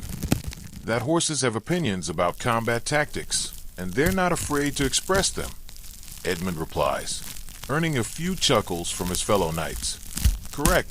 Horses are partners in combat, not machines. They have survival instincts, and those instincts sometimes conflict with tactical objectives. A good knight learns to work with his horse, not against him. Sir Geoffrey turns to Sir Marcus. Marcus, your lance handling was creative. What lesson does that teach us? That proper weapon control requires constant attention, even when you're terrified and bouncing around on a moving horse? Sir Marcus suggests, precisely. In combat, there's no time to sort out your equipment once the charge begins. Everything must be perfect before you start moving. Finally, he addresses Sir Robert. Robert, your enthusiasm for speed was commendable, but your target selection needs work. What's the lesson there? That keeping your eyes open during combat is generally advisable. Sir Robert offers weakly. Indeed, fear is natural, but blind charges are ineffective and dangerous to everyone involved, including your own side. Sir Geoffrey surveys the group with the satisfaction of someone who's successfully demonstrated important principles through practical application, even if that application has resulted in various injuries and equipment damage. The larger lesson here is that mounted combat is one of the most difficult military skills to master. It requires coordination between multiple moving parts: horse, rider, weapon, and target. Any failure in any element results in disaster. He pauses to let this sink, and while the knights stand there dripping with mud and contemplating their various aches and pains. But that's why we practice. Every mistake you make here is a lesson that might save your life in actual combat. Every fall teaches you something about balance. Every missed target shows you something about weapon control. Edmund finds this philosophy somewhat less comforting than Sir Geoffrey seems to think it should be, but he recognizes the practical wisdom behind it. Better to learn these lessons in a controlled environment than during a real battle where mistakes have permanent consequences. How many more times are we going to practice this particular exercise? Sir Robert asks, his voice muffled by his helmet, but clearly apprehensive. Until you can hit your targets consistently without falling off your horses. Sir Geoffrey replies cheerfully, based on this morning's performance, I'd estimate that will take several weeks of daily practice. The prospect of spending several weeks falling off horses while people watch and offer unhelpful commentary is not appealing, but there's clearly no alternative. What if we never get good at it? Edmund asks, voicing the concern that's probably on everyone's mind. Then you'll die quickly in your first real battle, Sir Geoffrey says with the matter-of-fact tone of someone discussing the weather. But that's better than dying slowly, because you're incompetent. At least quick deaths are efficient. This conversation is interrupted by the arrival of a servant who announces that the next phase of training is ready to begin. Apparently, mounted combat is just the morning's appetizer, and the main course involves siege warfare training, which promises to be even more dangerous and complicated. Excellent, Sir Geoffrey says, rubbing his gauntlet hands together with enthusiasm. Time to learn how to operate siege engines while wearing armor that makes precise movement impossible. This should be educational for everyone involved. Edmund looks around at his fellow knights, all of whom appear to be reconsidering their life choices, and realizes that the day has barely begun. They still have siege warfare, individual combat training, and weapons maintenance ahead of them, all while wearing armor that's slowly trying to crush them to death. Thomas, he says quietly as they prepare to move to the next training area, remind me again why people choose to become knights.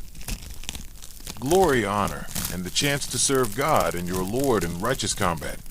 Thomas recites automatically. And how's that working out so far? Thomas considers this question while watching Edmund attempt to walk without tripping over his own armored feet. Well, sir, you're still alive, which puts you ahead of many knights.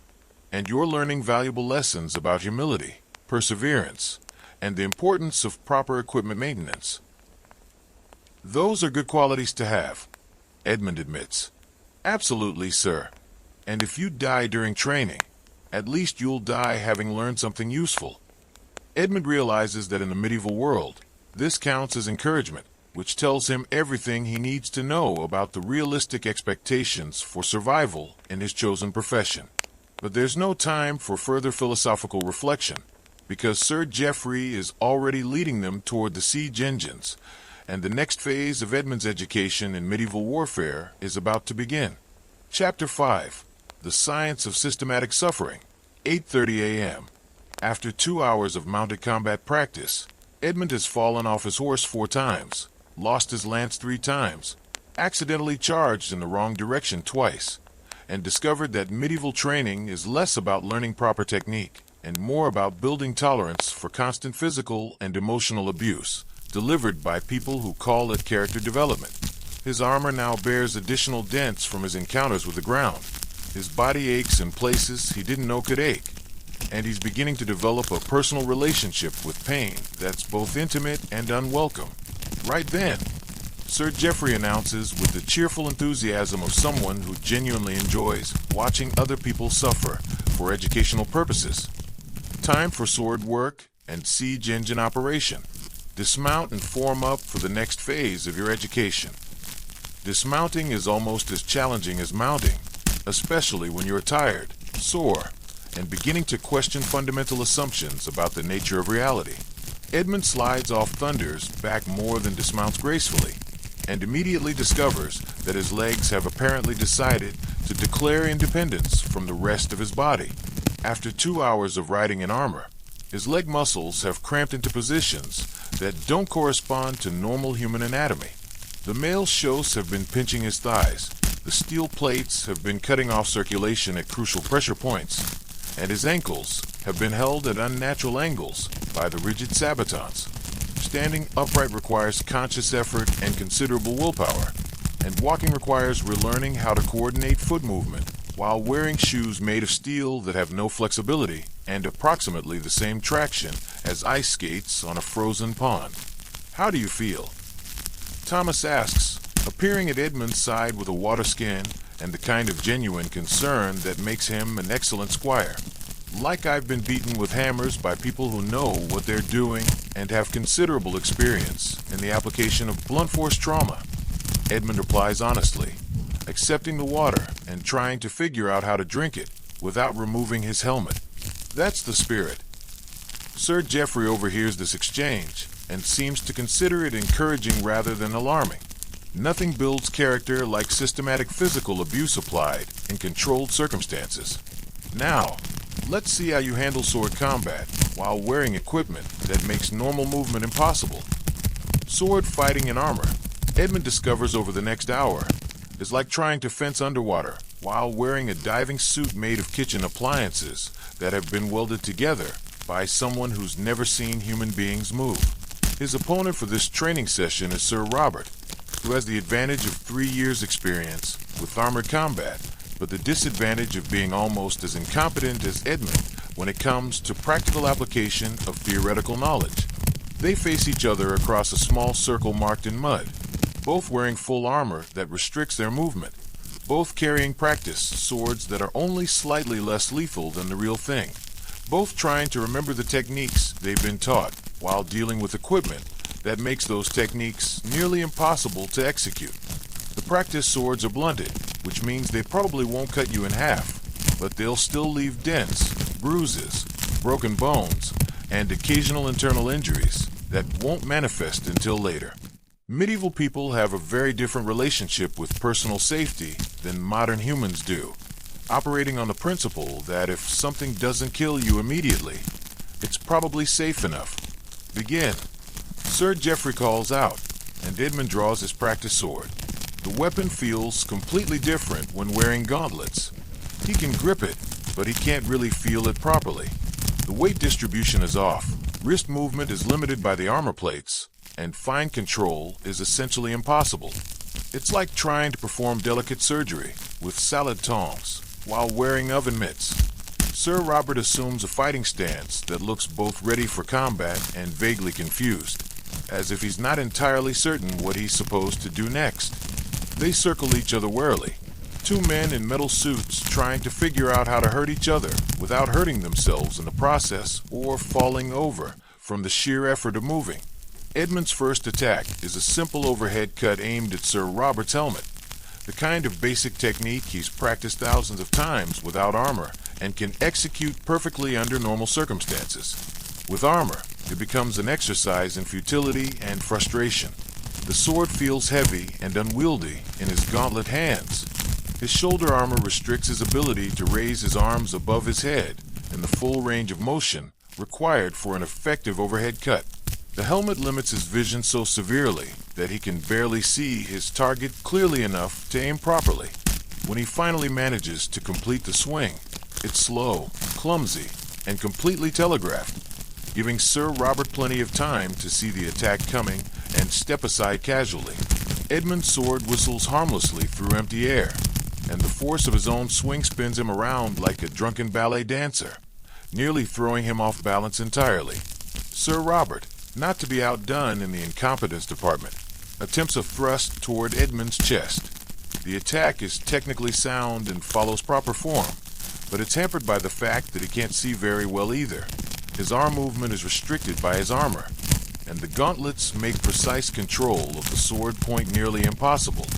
His sword slides past Edmund's side and embeds itself firmly in the wooden fence surrounding the training ground, where it sticks like a dart thrown by someone with excellent aim and terrible judgment. For several seconds, both knights struggle with their respective predicaments.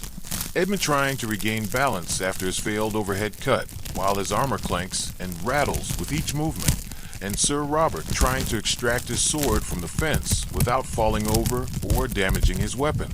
Marvelous! Sir Geoffrey calls out with enthusiasm of someone watching particularly entertaining street theater.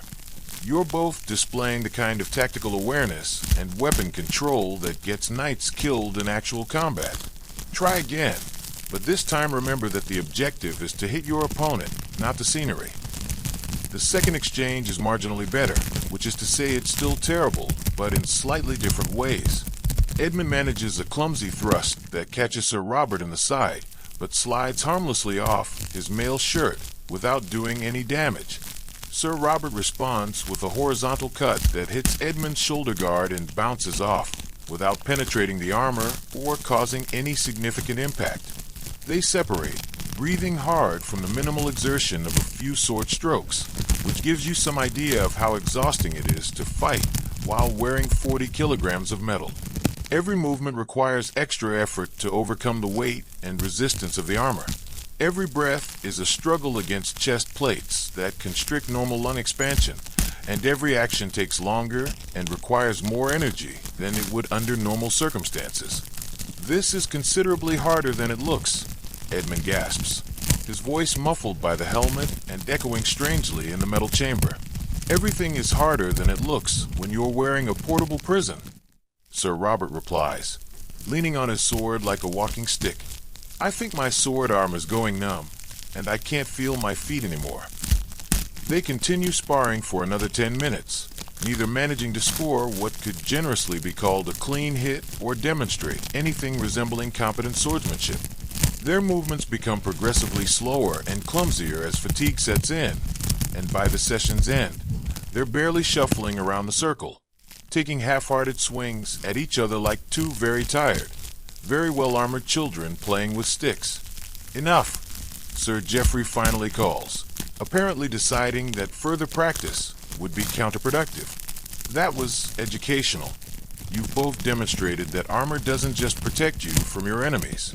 It also protects your enemies from you by making effective attacks nearly impossible. Edmund leans against the fence, breathing hard and trying to assess his physical and emotional condition. His sword arm aches from wielding the heavy practice weapon while wearing gauntlets that don't allow proper grip. His shoulder throbs where Sir Robert's sword connected with his armor. His back hurts from the weight of the mail and plates. His neck is cramping from supporting the helmet. Most importantly, he's starting to overheat inside his metal suit, which is creating a greenhouse effect that's slowly cooking him alive. The combination of physical exertion and wearing 40 kilograms of metal in mild English weather is creating dangerous conditions inside his armor. Sweat is pouring down his face and pooling in his helmet. His padding is soaked through with moisture that can't evaporate, and he's beginning to feel dizzy from the heat and dehydration. "Sir Geoffrey," he says carefully, recognizing the symptoms of heat exhaustion from previous experience, "I think I might need to remove my helmet for a moment." Sir Geoffrey looks at him with the practiced eye of someone who's seen many knights succumb to heat-related problems during training. "How long since you last took it off?" Edmund tries to remember through the haze of fatigue and discomfort. "This morning, when I was eating breakfast." "That was 4 hours ago, you idiot," Sir Geoffrey says with the exasperated tone of someone dealing with a particularly slow student. "Thomas, get that helmet off him before he cooks himself like a roast in an oven." Thomas rushes over and begins the process of removing Edmund's helmet, which involves unbuckling several straps, adjusting the position of other armor pieces, and carefully lifting the heavy metal construction off his head. The moment it comes off, a cloud of steam erupts from the opening like he's a teapot that's been left on the fire too long.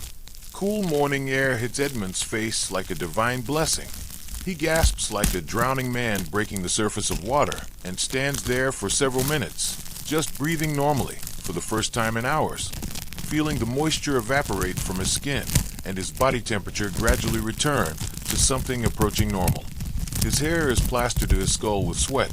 His face is bright red from heat and exertion, and he smells like something that died in a stable and then fermented for several weeks in the sun. But he's breathing freely, and at this point, that feels like a major victory in the ongoing battle against medieval military equipment. "Better?" Sir Geoffrey asks, though the answer is obvious from Edmund's expression and posture. "Much," Edmund croaks, his voice hoarse from breathing dry, hot air for hours. "I can see properly, breathe normally, and I no longer feel like I'm being slowly cooked alive." "Good, because we're not even halfway through the morning training session yet," Sir Geoffrey announces with the cheerful brutality that characterizes medieval military instruction. "After you've cooled down and rehydrated, we're going to practice siege engine operation, which should provide excellent learning opportunities about the intersection of medieval technology and human incompetence." Edmund looks at Sir Geoffrey with the expression of someone who has just been told that the torture will continue until morale improves, which is essentially an accurate description of medieval military training philosophy. "Sir Geoffrey," he says carefully, "I'm beginning to think that knighthood might be significantly more dangerous to one's health than I initially understood." "Of course it's dangerous to your health," Sir Geoffrey replies with a matter-of-fact tone of someone stating obvious facts. "That's the entire point. If it didn't regularly threaten your life, it wouldn't build character or prepare you for actual combat.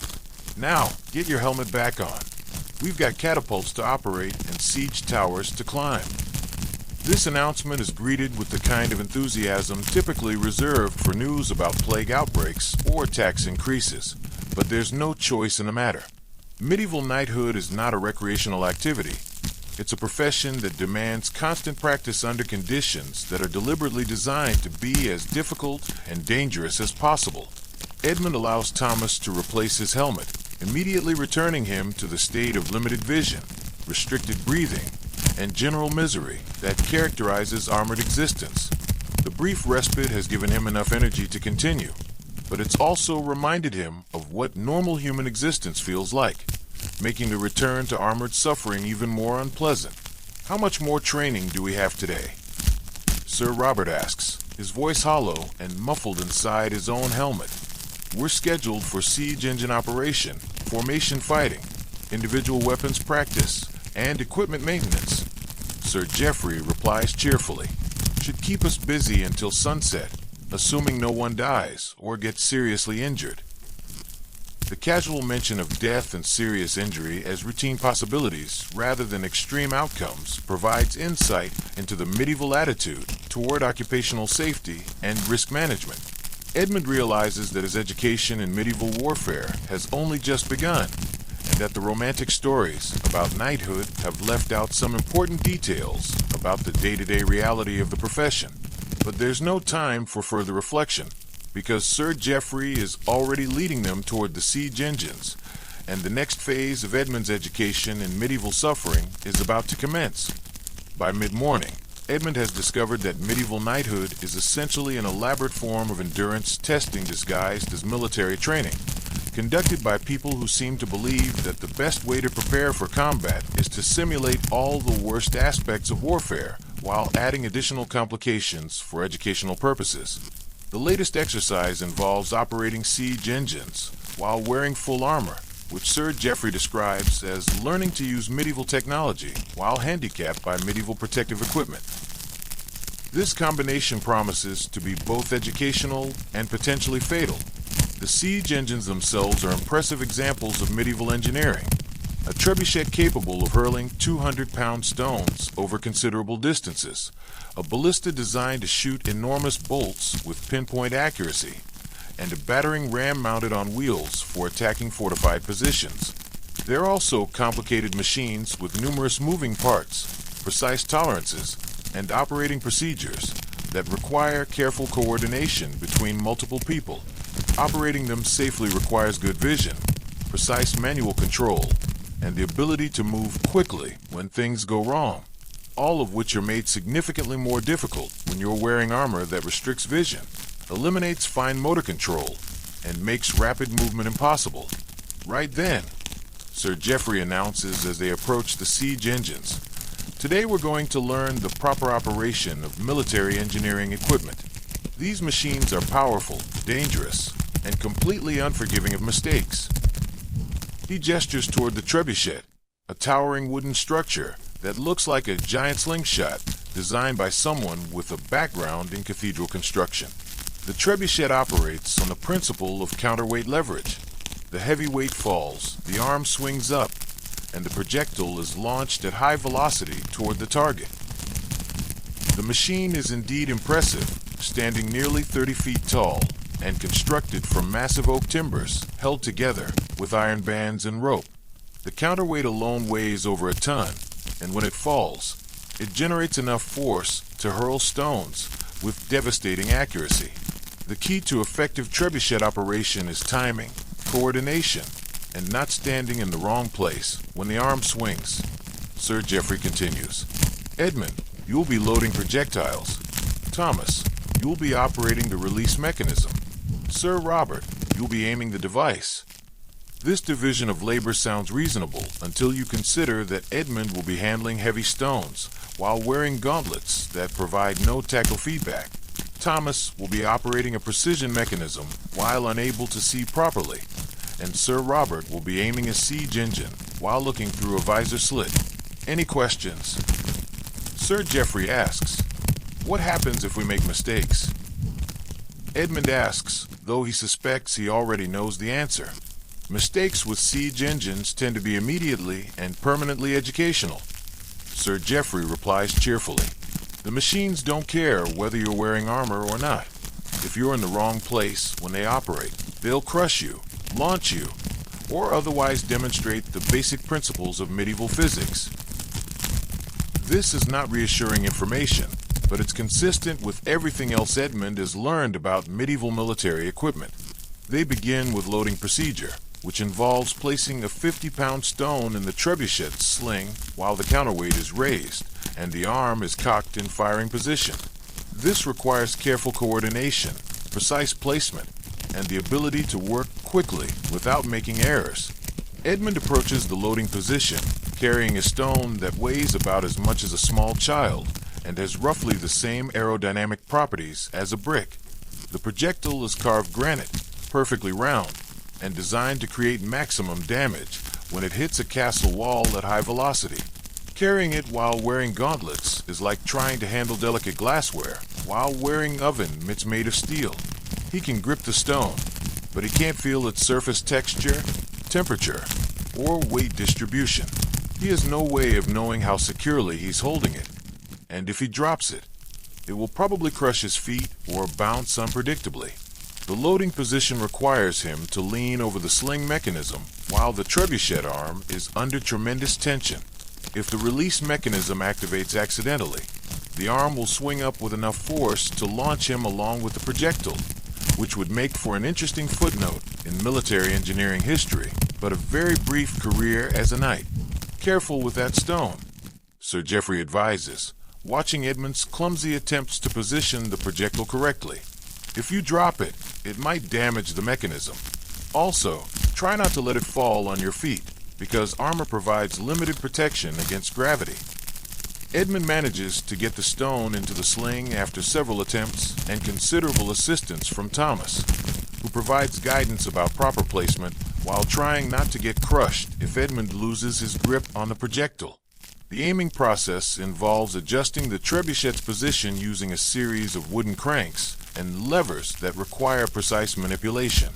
Sir Robert, looking through his narrow visor slit, attempts to align the machine with a target about 200 yards away. This would be challenging under normal circumstances, but wearing a helmet that restricts vision to a 2-inch slot makes it nearly impossible.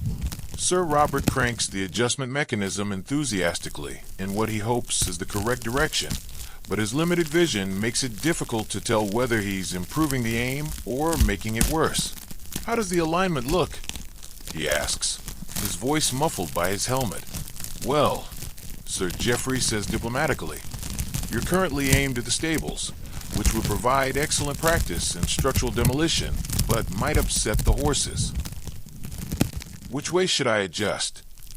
"Significantly," Sir Geoffrey replies, "and in a different direction entirely." After 10 minutes of adjustments that involve considerable cranking, occasional course corrections, and one near miss of a passing servant who happened to be in the wrong place, the trebuchet is approximately aimed at the practice target. The firing sequence requires Thomas to operate the release mechanism while Edmund and Sir Robert stand clear of the machine's moving parts. This sounds simple in theory, but in practice, it requires precise timing, clear communication, and the ability to move quickly when the massive counterweight begins to fall. "Ready," Sir Geoffrey calls out. "Ready," Thomas replies, though his voice suggests more hope than confidence. "Fire." Thomas pulls the release lever, and suddenly the trebuchet comes alive with violent motion. The counterweight plummets, the arm whips upward with tremendous speed, and the projectile launches toward the target with a sound like thunder. Unfortunately, Sir Robert's aiming adjustments were not quite accurate. Instead of hitting the practice target, the stone sails over it entirely and crashes into a storage shed about 50 yards beyond, demolishing the structure in a spectacular display of medieval physics. "Impressive," Sir Geoffrey comments, surveying the destruction. "You've successfully demonstrated that siege engines are indeed powerful weapons capable of causing significant structural damage. The fact that you destroyed the wrong structure is a minor detail that can be corrected with practice." "Did we hit anything important?" Edmund asks, trying to see through his visor slit to assess the damage. "Only the shed where we store the practice weapons," Sir Geoffrey replies cheerfully. "Nothing that can't be rebuilt or replaced. Consider it a learning experience in target identification and aiming precision." They spend the next hour practicing siege engine operation, with mixed results. The ballista proves somewhat easier to aim, but requires loading enormous bolts that are nearly impossible to handle while wearing gauntlets. The battering ram is simple to operate, but requires coordinated pushing from multiple people who can't see where they're going or communicate effectively through their helmets. By the end of the session, they've successfully hit the practice target twice, destroyed one shed, nearly killed a chicken that wandered into the firing area, and demonstrated that medieval siege engines are indeed effective weapons when operated by people who can see what they're doing and have full use of their hands. "Excellent progress," Sir Geoffrey announces as they finish the session. "You've all learned valuable lessons about medieval engineering, the importance of precise aim, and the consequences of mechanical failure. Now, let's move on to formation fighting, which should provide additional opportunities for character development." Edmund looks around at the destruction they've caused during what was supposed to be a routine training exercise and begins to understand why medieval warfare was so devastating. If trained knights operating siege engines in controlled circumstances could cause this much accidental damage, actual warfare must have been absolutely catastrophic. "How much more training do we have today?" Sir Marcus asks, his voice revealing the same exhaustion that Edmund feels. "We're about halfway through the morning session," Sir Geoffrey replies with the enthusiastic brutality that marks all his training announcements. "After formation fighting, we'll break for the midday meal, then continue with individual weapon practice, mounted combat against different formations, and siege defense techniques." The prospect of 6 more hours of training while wearing armor that's slowly crushing him to death is daunting. But Edmund is beginning to understand that medieval knighthood is less about mastering specific skills and more about developing the kind of stubborn endurance that allows people to continue functioning under impossible conditions. "Thomas," he says quietly as they prepare to move to the next training area, "do you think any of us will survive long enough to become competent knights?" "It's possible, sir," Thomas replies diplomatically, though statistical analysis of previous training groups suggests that the survival rate is somewhat lower than optimal. "How much lower?" "Well, sir, most knights either die in their first real battle or develop enough competence to survive for a few years before dying in a slightly more advanced battle. Very few live long enough to become truly experienced." This career progression analysis is not encouraging, but it's probably realistic given the demands of medieval warfare and the limitations of medieval military technology. Edmund realizes that he's not just learning to be a knight. He's learning to accept that knighthood is fundamentally a profession with very high mortality rates and very low long-term prospects. The romantic stories about chivalry and honor are essentially marketing materials designed to attract recruits to a job that would otherwise have difficulty finding volunteers. But there's no time for further career counseling, because Sir Geoffrey is already organizing them into formation, and the next phase of Edmund's education in systematic suffering is about to begin. Formation fighting, Edmund discovers, is like trying to perform complex choreography while wearing diving suits and communicating through interpretive movement, with the added challenge that mistakes in timing or position can result in your formation mates accidentally hitting you with large pieces of steel. "Right then," Sir Geoffrey announces as he arranges the knights in a line, "formation fighting is the backbone of medieval warfare. Individual skill means nothing if you can't work together as a coordinated unit. Today we're going to practice basic maneuvers, advancing in line, wheeling left and right, forming a defensive circle, and the ever-popular, not accidentally killing your own troops." The knights form up in a rough line, though rough is perhaps too generous a description. Edmund stands between Sir Marcus and Sir Robert, all 3 of them swaying slightly as they try to maintain balance while wearing armor that makes standing still an active challenge. The basic concept is simple. They should move together as a unit, maintaining formation spacing while advancing toward an enemy position. In theory, this allows them to support each other, present a unified front, and coordinate their attacks effectively. In practice, it requires precise timing, clear communication, and the ability to see what the people around you are doing, none of which are possible when you're wearing armor that restricts movement, eliminates peripheral vision, and makes verbal communication nearly impossible. "Forward march," Sir Geoffrey commands. The line begins to advance, and immediately Edmund understands why formation fighting requires extensive practice. Sir Marcus, on his left, is moving at a different pace and in a slightly different direction. Sir Robert, on his right, keeps drifting toward the center, apparently unaware that he's gradually squeezing the formation together. Edmund tries to maintain proper spacing while keeping pace with his formation mates, but his limited vision makes it impossible to monitor their positions accurately. He can see directly ahead through his visor slit, but peripheral vision is completely gone, so he has no idea what the other knights are doing unless he turns his entire body to look at them. The result is a formation that looks less like a coordinated military unit and more like a group of drunk people trying to walk in a straight line while blindfolded. "Halt!" Sir Geoffrey calls after they've advanced about 20 yards and the formation has devolved into something resembling a drunken conga line. "That was interesting," he says diplomatically. "You've successfully demonstrated why armies require extensive drill and practice. Let's try again, but this time, try to maintain visual contact with your neighboring knights. How are we supposed to maintain visual contact when we can barely see straight ahead?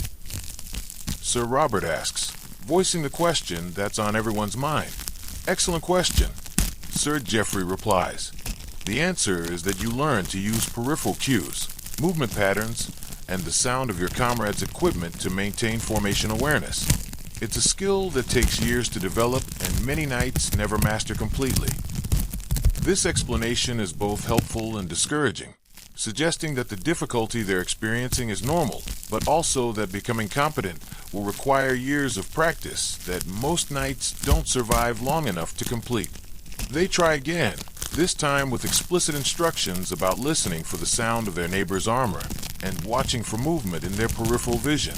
The results are marginally better, which is to say they manage to advance in formation for nearly 50 yards before someone gets confused about which direction they're supposed to be going. The breakdown occurs when Sir Geoffrey commands a wheel left, which requires the entire formation to pivot while maintaining line integrity. The knight on the left end of the line slows down, the knight on the right end speeds up, and everyone in the middle tries to adjust their pace accordingly. Edmund, attempting to follow these instructions while watching his footing and maintaining his balance, somehow ends up facing the wrong direction entirely. When he realizes his mistake and tries to correct it, he bumps into Sir Marcus, who stumbles into Sir Robert, creating a domino effect that results in 3 knights falling over in sequence like medieval bowling pins. The sound of 3 fully armored knights hitting the ground simultaneously is extraordinary, like a percussion section falling down a flight of stairs during an earthquake. They land in a tangled heap of metal, leather, and confusion, struggling to determine which arms and legs belong to whom. Fascinating, Sir Geoffrey comments, watching this display with professional interest. You've just demonstrated one of the fundamental challenges of armored combat, that individual mistakes can cascade through an entire formation, creating chaos far beyond the original error.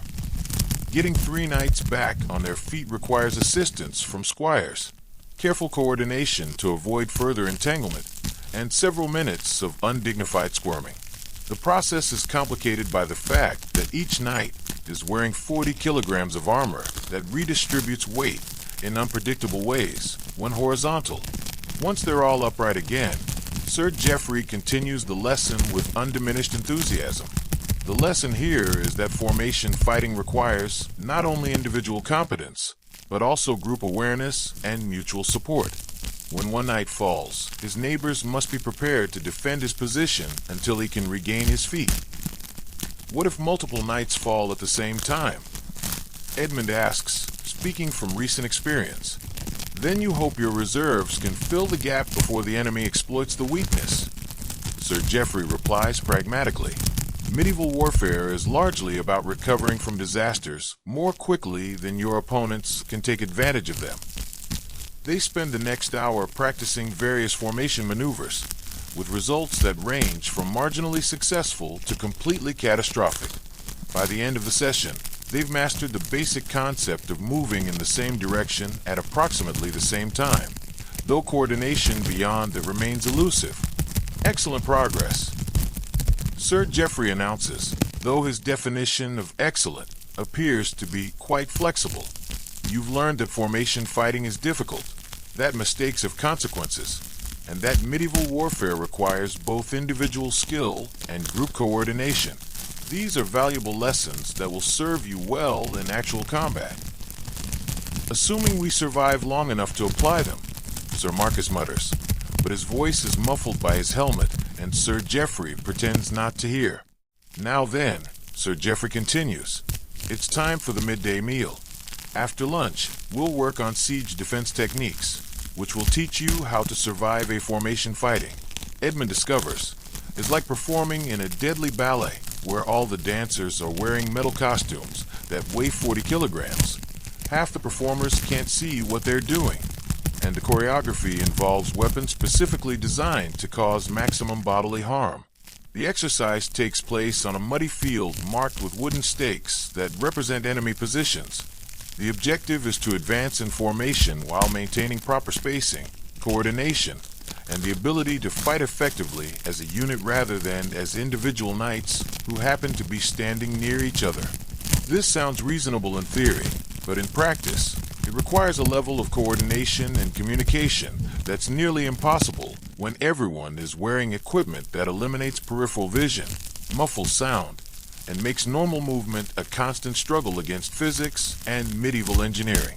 Right then, Sir Geoffrey announces, positioning the knights in a line with about 10 feet between each man. The key to effective formation fighting is maintaining your position relative to your companions while advancing toward the enemy. You need to move as one unit, fight as one unit, and die as one unit if necessary. The casual mention of dying as a unit is delivered with the matter-of-fact tone that characterizes all of Sir Geoffrey's tactical instruction, as if group death is just another coordination exercise that requires proper timing. Edmund takes his position between Sir Marcus and Sir Robert, both of whom look about as confident as he feels, which is to say not at all.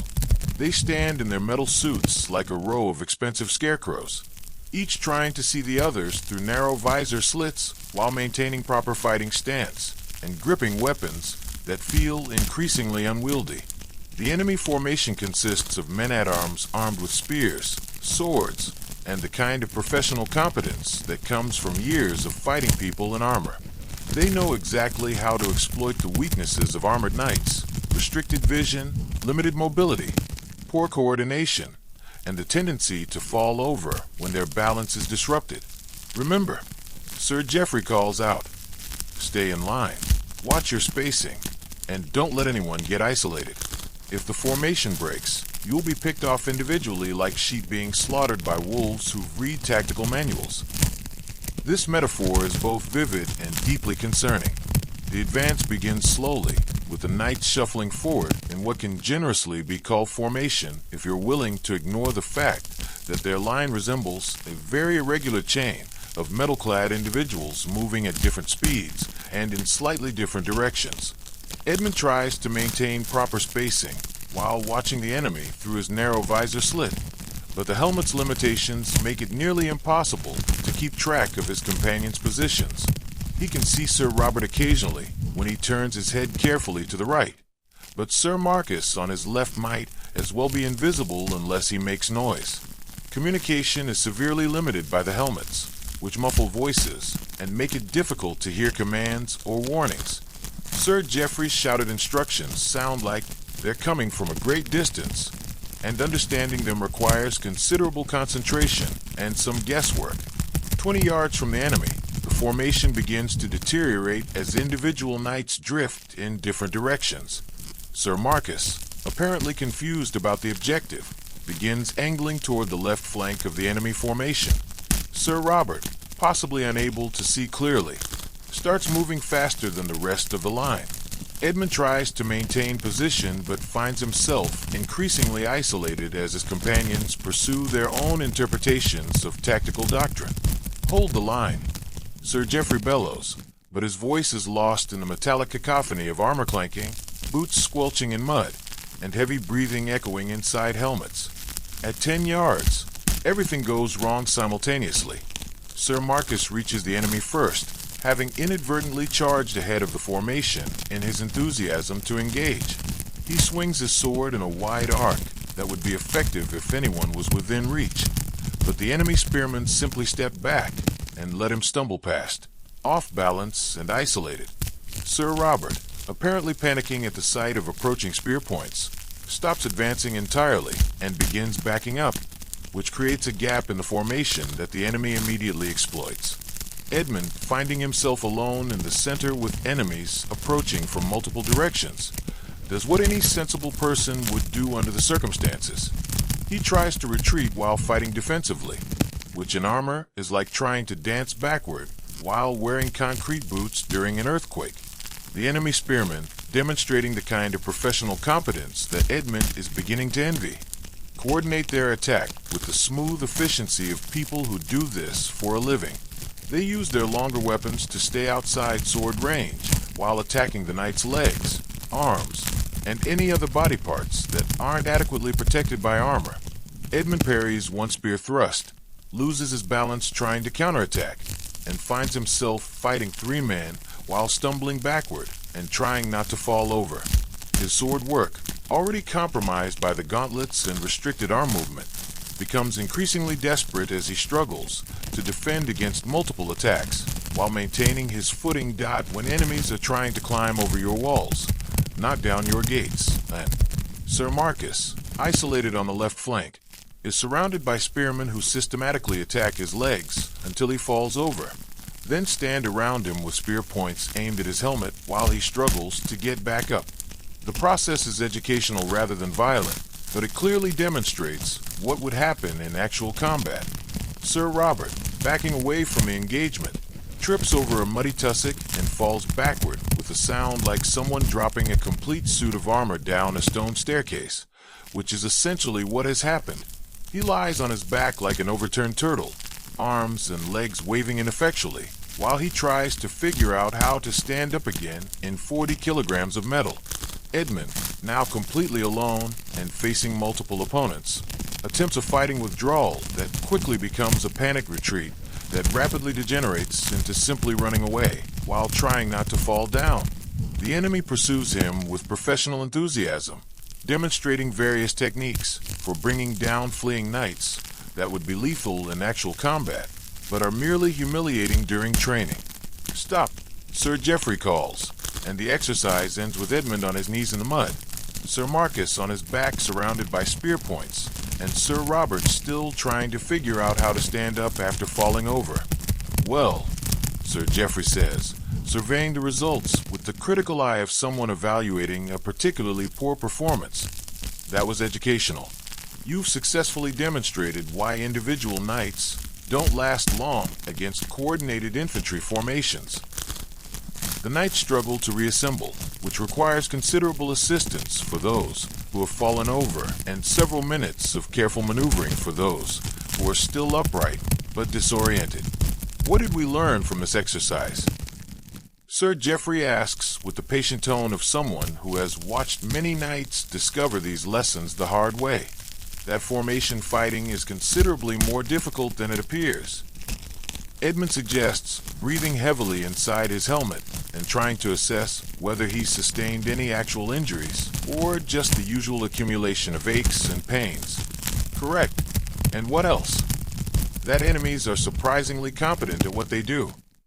Sir Marcus offers from his position on the ground, where he's waiting for someone to help him stand up. Also correct. What else? That armor doesn't make you invincible. It just makes you a more expensive target.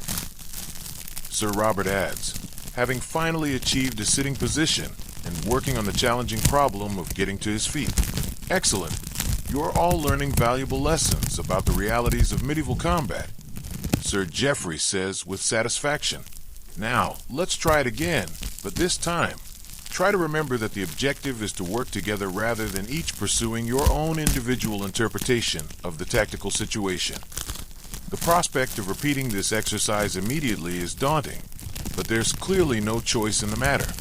Medieval military training operates on the principle that repetition under increasingly difficult conditions eventually produces competence, assuming the students survive long enough to benefit from the experience. They spend the next hour practicing formation movement with mixed results.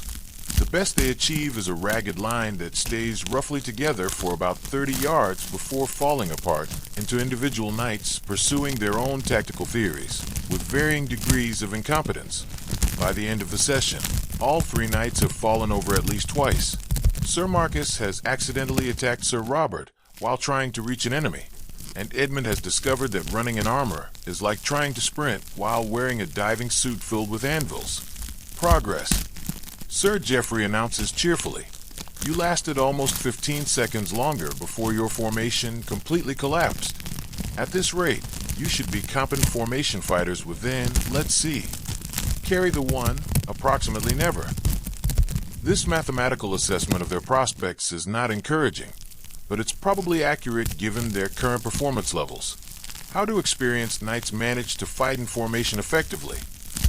Edmund asks, genuinely curious about how anyone develops competence in activities that seem fundamentally impossible. Years of practice, natural talent, and the kind of desperate motivation that comes from knowing that incompetence equals death. Sir Geoffrey replies matter-of-factly. Also, most of them are dead, which gives you some idea of the learning curve involved. This explanation provides useful context for understanding why medieval knighthood has such high mortality rates and why experienced knights are relatively rare. Right then, Sir Geoffrey continues, time for the midday meal. You'll need your strength for this afternoon's activities, which include individual weapons training, advanced mounted combat, and siege defense exercises. The mention of food is welcome news, because Edmund has been burning calories at an extraordinary rate while learning these expensive lessons in medieval warfare, and his body is beginning to demand fuel for continued operation. The midday meal is served in the castle's great hall, but eating it while wearing armor proves to be another educational experience in the ongoing series of challenges that characterize Edmund's introduction to knighthood. The food itself is typical medieval fare. Thick pottage containing whatever vegetables and meat scraps are available, coarse bread that could double as building material, cheese that smells like it died several weeks ago and has been fermenting in a warm place, and weak ale that tastes like someone once showed it a grain of barley from a considerable distance. The meal is designed to provide calories and protein rather than culinary pleasure, which is fortunate because eating it while wearing a helmet is like trying to dine through a mail slot while wearing oven mitts made of steel. Edmund sits at the long wooden table with his fellow knights, all of whom are struggling with the same basic challenges. Getting food to their mouths through narrow visor slits, manipulating utensils while wearing gauntlets that eliminate all tactile sensation, and maintaining some semblance of dignity while being essentially spoon-fed by their squires. The process is humiliating but necessary. Thomas cuts Edmund's food into small pieces and carefully guides each spoonful to the narrow opening in his visor, while Edmund tilts his head back at awkward angles and hopes he doesn't choke on anything or spill soup into his armor padding. Drinking presents even greater challenges. Lifting the visor exposes his face, but immediately causes the helmet interior to fog up as warm air from inside meets the cooler hall air. When the fog clears, he has to pour liquid carefully into his mouth, while hoping he doesn't drown himself in the process. The ale is weak and sour, but it's safer than water, which in medieval times often contains organisms that cause diseases with unpleasant names and fatal outcomes. The bread is hard enough to break teeth, but provides necessary carbohydrates that will fuel the afternoon's activities. Halfway through the meal, Edmund makes the mistake of trying to drink without lifting his visor completely. Ale pours into his helmet instead of his mouth, flooding the interior with sticky liquid that will ferment slowly throughout the afternoon, creating an increasingly unpleasant aroma that will accompany him for the rest of the day. Elegant, Sir Marcus comments, watching this performance with professional interest. Very dignified. Nothing says professional warrior like accidentally marinating yourself in ale during lunch. Edmund tries to clean his face, but the gauntlets are useless for any task requiring fine motor control. Instead, he just spreads the ale around more evenly, making everything worse while creating entertainment for his fellow knights. Don't worry, Sir Geoffrey says with the cheerful encouragement of someone who has seen many knights struggle with basic life functions. You'll get used to eating in armor eventually. Only took me about 3 years to master drinking without drowning myself. This timeline for achieving basic competence in food consumption is not encouraging, especially since it suggests that even experienced knights regularly fail at activities that children master before they can walk properly. The conversation during the meal focuses on the morning's training exercises, with each knight sharing his observations about the experience and what lessons might be learned from the various disasters they've witnessed. I think, Sir Robert says carefully, that the most important thing I've learned today is that everything we do while wearing armor is approximately 10 times more difficult than doing the same thing without armor. That's the point, Sir Geoffrey agrees.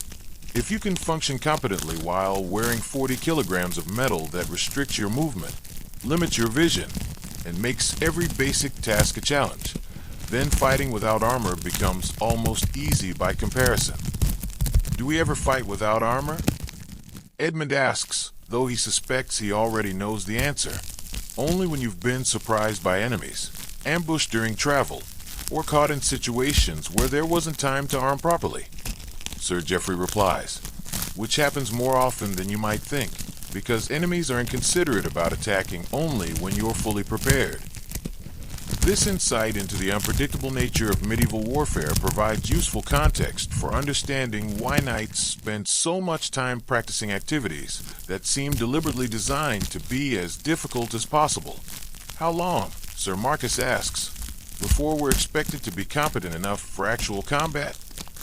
Sir Geoffrey considers this question while watching the knights struggle with their meal.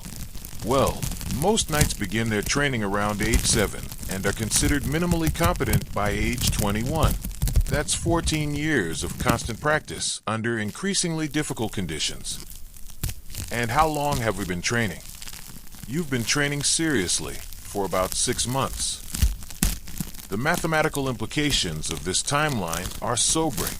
If it takes 14 years to achieve minimal competence, and they've completed 6 months, they have approximately 13.5 years of suffering ahead of them before anyone will consider them qualified for independent operation. Of course, Sir Geoffrey continues cheerfully, most knights don't live long enough to complete their training, so the timeline might be somewhat academic from a practical standpoint. This observation about mortality rates in the knightly profession is delivered with the same casual tone that most people use to discuss weather patterns or livestock prices, which tells you everything you need to know about medieval attitudes toward occupational safety. What about the knights who do survive long enough to become experienced? Sir Robert asks. They usually die in their first major battle. Sir Geoffrey says matter-of-factly, experience helps, but medieval warfare is fundamentally dangerous regardless of skill level. The best you can hope for is to become competent enough that your death serves some tactical purpose rather than being completely pointless. This career counseling is not exactly inspiring, but it's probably realistic given the nature of medieval military technology and the limited effectiveness of protective equipment against determined enemies with sharp objects. So, our options are to die incompetently during training, die competently during our first battle, or survive long enough to die experienced in a slightly more important battle. Edmund summarizes, that's a fairly accurate assessment of career progression in the knightly profession. Sir Geoffrey agrees, though you're forgetting the possibility of surviving long enough to become a knight trainer, which allows you to watch other people die incompetently while you offer helpful advice from a safe distance. Is that what you're doing? Sir Marcus asks. I prefer to think of it as sharing the wisdom gained from 20 years of not dying while other people tried very hard to kill me. Sir Geoffrey replies. Plus, training knights pays better than getting stabbed by enemies, and the working conditions are generally more pleasant. This conversation provides useful insight into the economic incentives that drive medieval military career choices, but it's interrupted by the arrival of a servant who announces that the afternoon training session is ready to begin. Excellent, Sir Geoffrey says, rising from the table with enthusiasm. Time to learn advanced weapon techniques while wearing equipment that makes advanced weapon techniques essentially impossible. This should be educational for everyone involved. The knights struggle to their feet, which requires careful coordination and considerable effort after sitting in armor for 30 minutes. The male shirts have settled into new patterns of discomfort. The leg armor has created different pressure points, and everything aches in slightly new ways. Edmund realizes that his education in medieval warfare is continuing according to schedule, which means several more hours of systematic suffering disguised as professional development. The afternoon training session begins with individual weapons practice, which sounds like an opportunity for knights to develop personal combat skills, but actually turns out to be an elaborate demonstration of how medieval weapons are designed to be effective when used by people who aren't wearing armor that makes effective weapon use nearly impossible. The training area is set up with various practice targets. Wooden posts wrapped in cloth to simulate human opponents, straw bundles designed to test cutting technique, and suspended shields that swing when hit to practice accuracy and timing. Each knight is assigned to practice with different weapons: swords, maces, war hammers, and daggers, all of which require different techniques, different levels of strength and coordination, and different approaches to the basic problem of hurting someone else while wearing equipment that severely restricts your ability to move effectively. Edmund's first assignment is sword work against a wooden post that's been wrapped in cloth and leather to approximate the resistance of human flesh and clothing. The exercise involves practicing basic cuts, thrusts, and combination attacks while maintaining proper form and balance. In normal clothing, Edmund is actually quite competent with a sword. He's been practicing swordsmanship since childhood and has developed reasonable skill in footwork, timing, and technique. But wearing armor transforms sword fighting from a skill he's mastered into an activity that seems designed by someone who actively hates the concept of effective combat. The sword feels completely different in gauntlet hands. The weight distribution is wrong, the grip is uncertain, and he can't feel the weapon's balance or responsiveness. It's like trying to fence while wearing oven mitts that have been welded to steel sleeves. His first cut at the practice post is clumsy and off-target. The blade hits the wooden target at the wrong angle and bounces off harmlessly, nearly spinning him around from the force of his own attack.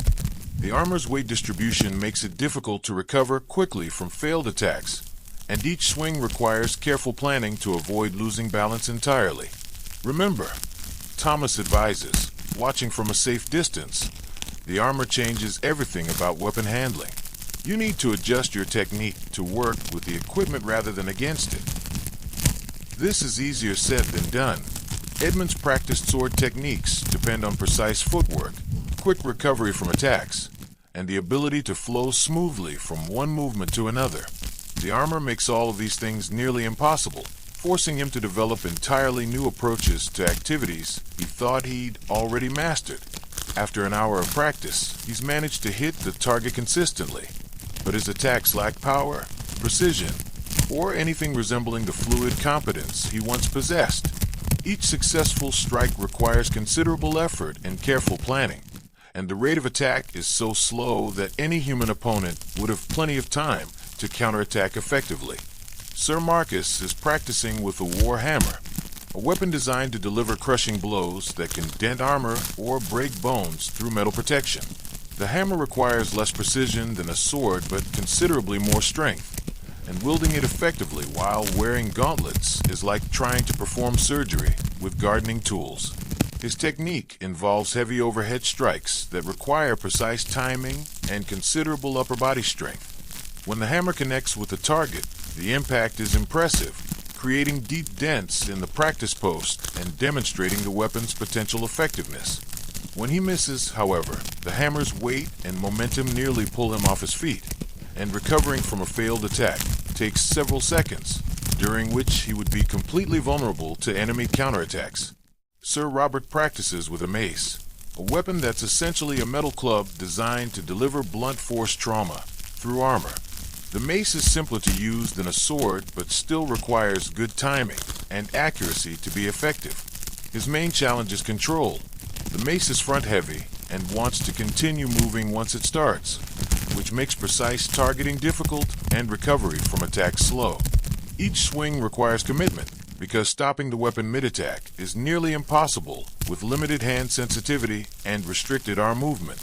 After 2 hours of individual weapons practice, all three knights have improved their technique slightly, but they've also discovered that mastering medieval weapons while wearing medieval armor is a long-term project that will require years of dedicated practice and considerable tolerance for ongoing physical discomfort.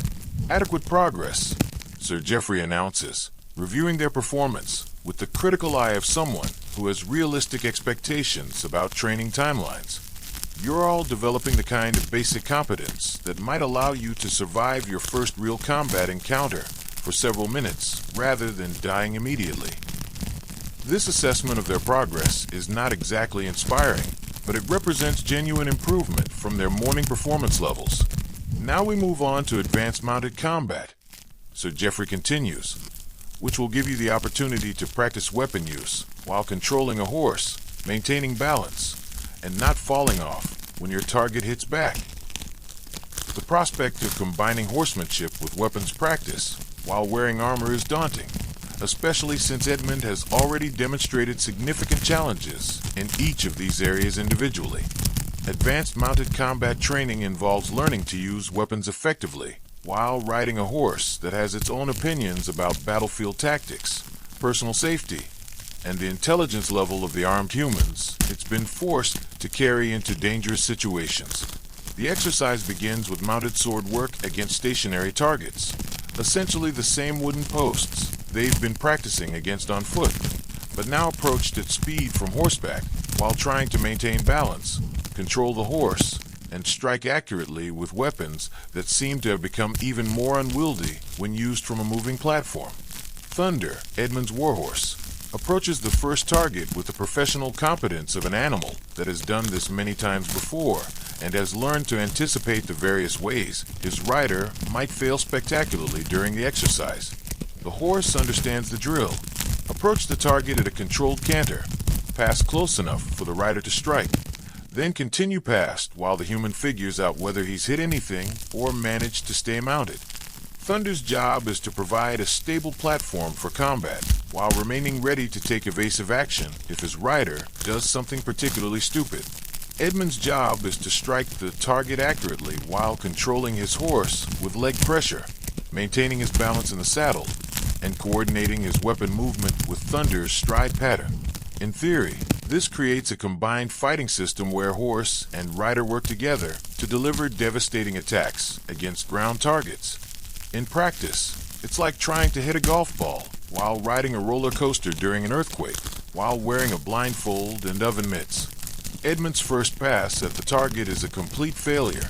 He approaches at the correct speed and angle, raises his sword at the appropriate moment, and aims carefully at the center of the wooden post. But when he swings, Thunder's movement changes the geometry of the attack. The armor restricts his range of motion, and the sword passes harmlessly over the target while Edmund nearly falls out of his saddle from the force of his own swing. Timing. Sir Geoffrey calls out helpfully. You need to coordinate your attack with the horse's movement rather than fighting against it.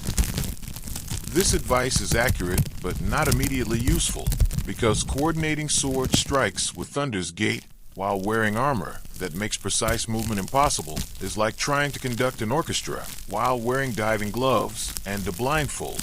Edmund's second attempt is marginally better. He manages to hit the target, but the blow is weak and off-center, demonstrating that he's present and participating, but not actually accomplishing anything tactically significant. His third attempt results in a solid hit that would have been devastating if delivered by someone with proper technique and timing. Unfortunately, the success goes to his head.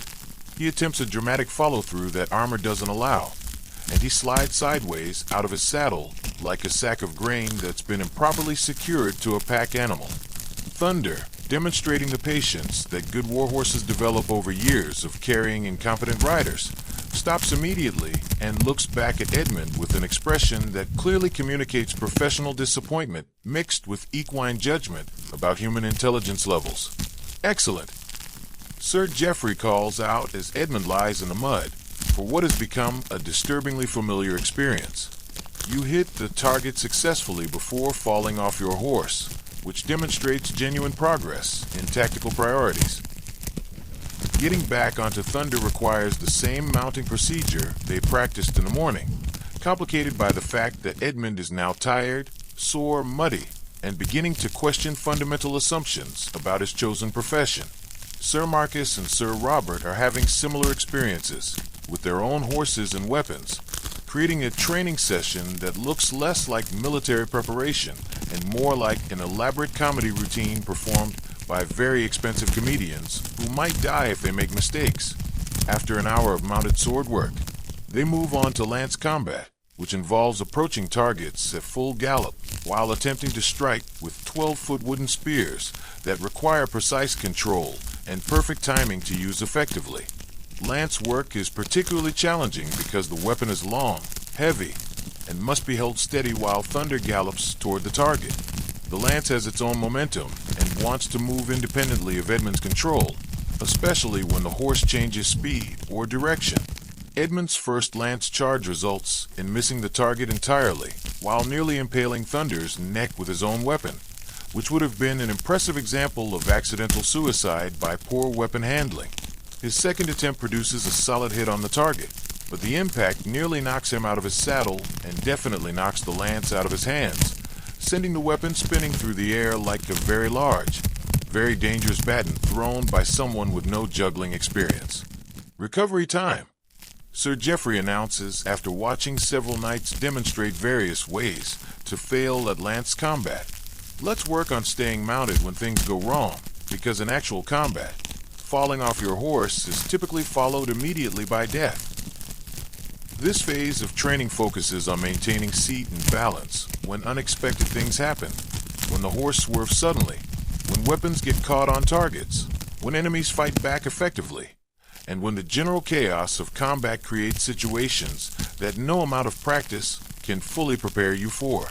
The exercises involve intentional disruption of normal riding conditions, targets that move when struck, obstacles that appear suddenly, and scenarios designed to test a knight's ability to adapt quickly to changing circumstances while wearing equipment that makes adaptation nearly impossible. Edmund learns that staying mounted during unexpected situations requires a combination of balance, strength, quick reflexes, and the kind of desperate determination that comes from knowing that losing your seat probably means losing your life. He also learns that Thunder is considerably better at these exercises than he is, and that the horse often makes tactical decisions independently when his rider fails to respond appropriately to developing situations. By the end of the mounted combat session, all three knights have improved their technique slightly, but they've also gained a deeper appreciation for the complexity of cavalry warfare and the impressive skill level required to be effective while wearing armor and controlling a horse in combat conditions. Not terrible, Sir Geoffrey announces as they conclude the session. You're developing the kind of basic competence that might allow you to avoid immediate death in your first cavalry charge, assuming the enemy cooperates by not being particularly skilled or motivated.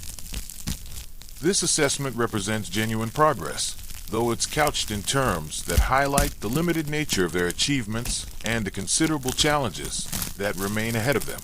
The final training exercise of the day involves siege defense, which teaches knights how to operate defensive equipment while wearing armor that makes precise manual control nearly impossible and limits vision to the point where identifying targets becomes a significant challenge. The castle's walls are equipped with various defensive mechanisms: ballista for long-range precision shooting, cauldrons for pouring boiling oil on attackers, and stone-dropping devices for crushing enemies who get too close to the walls. Each of these systems requires careful operation, good timing, and the ability to coordinate with other defenders to create effective fields of fire that can stop attacking forces before they breach the fortifications. Operating them while wearing full armor is like trying to perform precision engineering while wearing welding gloves and looking through a keyhole. Edmund's assignment is ballista operation, which involves loading large bolts, aiming the device at approaching enemies, and firing at the appropriate moment to achieve maximum tactical effect. The ballista is an impressive piece of medieval engineering, essentially a giant crossbow that can shoot bolts the size of small spears with enough force to penetrate armor at considerable distance. When operated correctly by someone with good vision and manual dexterity, it's an effective defensive weapon that can stop individual enemies or disrupt attacking formations. When operated by someone wearing gauntlets that eliminate tactile feedback and a helmet that restricts vision to a narrow slot, it becomes an exercise in optimistic guesswork disguised as tactical precision. Loading the ballista requires placing a heavy bolt in the launching track, cranking the bowstring back to full tension, and aiming the device at the target. Each step requires precise manipulation of mechanical components while wearing steel mittens that make fine motor control essentially impossible. Edmund approaches the ballista with the careful movements of someone handling delicate equipment while wearing inappropriate protective gear. The bolts are 3-foot iron shafts with steel points, weighing about 5 pounds each and designed to punch through armor at range. Getting the bolt properly seated in the launching track requires precise alignment and careful handling, because dropping a 5-pound iron projectile while standing on a castle wall could result in injuring defenders below or damaging expensive equipment. The loading process takes Edmund several minutes and considerable assistance from Thomas, who provides guidance about proper bolt placement while trying to avoid getting crushed if Edmund loses his grip on the heavy projectile. Cranking the bowstring requires turning a windlass mechanism that draws the massive bow to full tension. The crank handle is designed for someone with normal manual dexterity, not for someone wearing gauntlets that turn hands into crude mechanical claws. Edmund grips the handle with both hands and begins cranking with the slow, deliberate movements of someone operating unfamiliar machinery while wearing inappropriate protective equipment. Each turn of the windlass requires considerable effort, and maintaining his grip on the handle while applying rotational force tests the limits of what gauntlet hands can accomplish. After 10 minutes of cranking, during which Edmund develops a new appreciation for the muscular demands of medieval warfare, the ballista is loaded and ready to fire.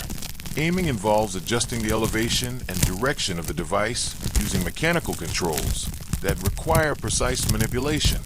Looking through his visor slit, Edmund tries to align the ballista with practice targets placed on the field below. The targets are wooden shields positioned at various distances to simulate attacking enemies. In theory, the ballista should be able to hit them accurately at ranges up to 200 yards, but this assumes the operator can see the targets clearly and manipulate the aiming controls precisely. Edmund's first shot is wildly inaccurate.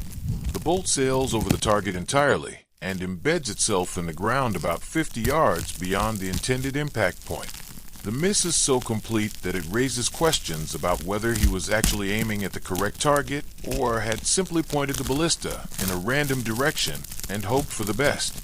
Adjust your aim, Sir Geoffrey calls out helpfully, though this advice is somewhat academic since Edmund has limited ability to judge the accuracy of his initial shot through his narrow visor opening. His second attempt is better. The bolt hits the ground near the target, creating an impressive crater and demonstrating that the ballista is indeed a powerful weapon when operated by someone who can see what they're doing.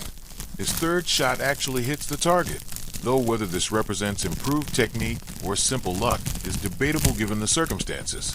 Sir Marcus practices with the oil cauldron, which involves heating oil to near boiling temperature and then pouring it on attackers who approach too close to the castle walls. This defensive technique is effective against enemies who aren't expecting it, but operating the equipment safely requires good vision, precise timing, and the ability to handle extremely hot liquids while wearing metal gloves. The cauldron itself is a large iron pot suspended over a fire, filled with oil that must be heated to the appropriate temperature without being allowed to burst into flames. Monitoring the oil temperature while wearing a helmet that restricts vision is challenging, and handling the pouring mechanism safely requires manual dexterity that gauntlets simply don't provide. Sir Marcus's first attempt results in pouring lukewarm oil that would annoy attackers, but not seriously discourage them from continuing their assault. His second attempt produces oil that's hot enough to be effective, but also hot enough to splash back on the defenders, creating a safety hazard that could injure friendly forces. His third attempt achieves the correct temperature and pouring technique, successfully demonstrating the defensive effectiveness of boiling oil, while also showing why castle defenders require considerable training to operate their equipment safely. Sir Robert works with stone-dropping devices, which involve releasing heavy rocks at precisely the right moment to crush enemies who are climbing ladders or approaching the base of the walls. The timing must be perfect. Too early, and the stones miss their targets. Too late, and the enemies have already achieved their objectives.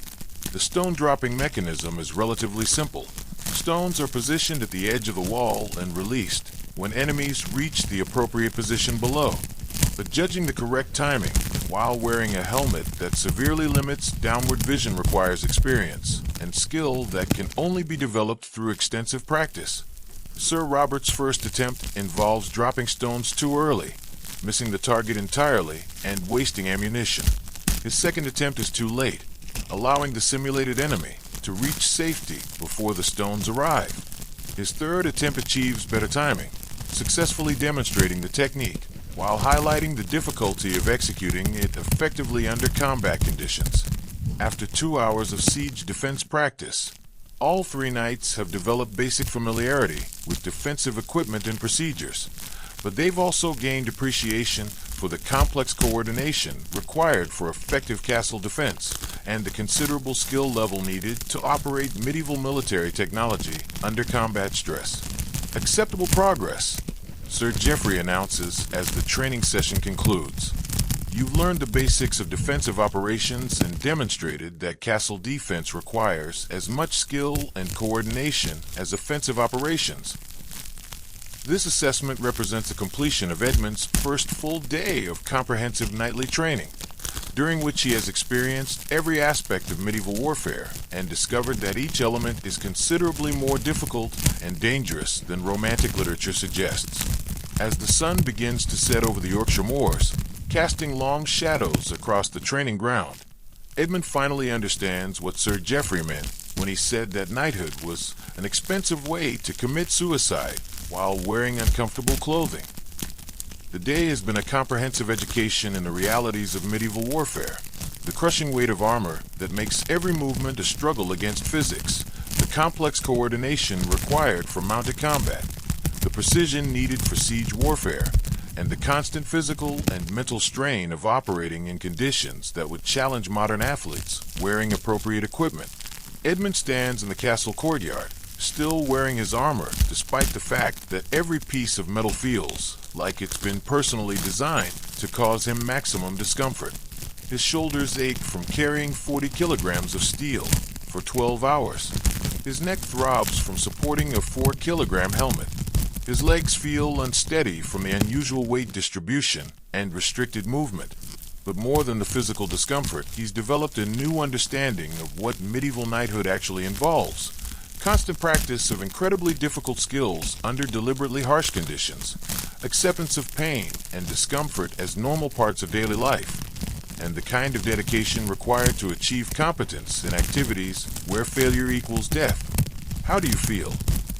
Thomas asks, appearing at Edmund's side with the patient concern of someone who's watched many knights discover these truths the hard way.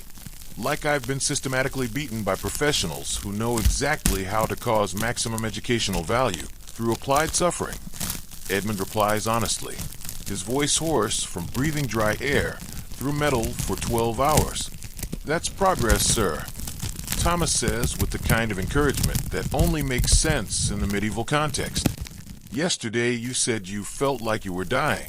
Today you only feel like you've been beaten. That's genuine improvement. The mathematical progression of suffering as a measure of advancement is uniquely medieval, but Edmund recognizes the practical wisdom behind it. Each day of training builds tolerance for conditions that would have seemed impossible the day before. Sir Geoffrey approaches, still wearing his own armor, but moving with the practiced efficiency of someone who's learned to work with his equipment rather than against it. After 20 years of practice, he's achieved something approaching competence, though he still moves with the careful deliberation of someone who knows that medieval armor never stops trying to kill you. Well then, Sir Geoffrey says, surveying the three exhausted knights with professional satisfaction, what have we learned from today's educational opportunities? Sir Marcus, leaning against a stone wall for support, speaks first. That everything about knighthood is approximately 10 times more difficult than anyone admits, and the stories we heard as children were essentially recruitment propaganda designed to attract volunteers for an occupation that would otherwise have difficulty finding personnel. Correct. Sir Geoffrey nods approvingly. What else? Sir Robert, who has achieved something resembling a standing position by bracing himself against a wooden post, adds, that medieval warfare is less about individual heroism and more about developing tolerance for systematic abuse, while wearing equipment that actively works against human anatomy. Also correct, Edmund. Edmund considers his response carefully, trying to summarize 12 hours of revelations about the realities of medieval military service. That knighthood isn't actually about glory or honor or protecting the innocent, he says slowly. It's about learning to function effectively under impossible conditions while wearing equipment that makes normal human activities nearly impossible, all in service of a social system that requires organized violence to maintain itself. Outstanding. Sir Geoffrey says with genuine pleasure, "You've all grasped the fundamental nature of your profession. You're not heroes in romantic stories. You're professionals in organized violence.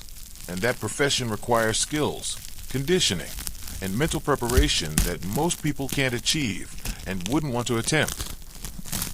This assessment of their career choice is both accurate and somewhat depressing, but it provides useful context for understanding why medieval knighthood is surrounded by so much mythology and why the reality is so carefully hidden behind stories of chivalry and honor. So what happens now? Sir Robert asks, do we continue this training indefinitely, or is there some point at which we're considered ready for actual combat? Sir Geoffrey considers this question while watching the three knights try to remain upright despite their exhaustion and the weight of their armor. "You'll continue training at this level for approximately 2 years, he says matter-of-factly.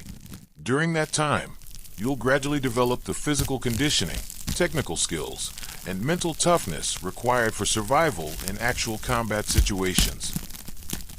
2 years of this? Sir Marcus asks, his voice revealing something approaching despair. 2 years of this and considerably more challenging exercises as your competence improves.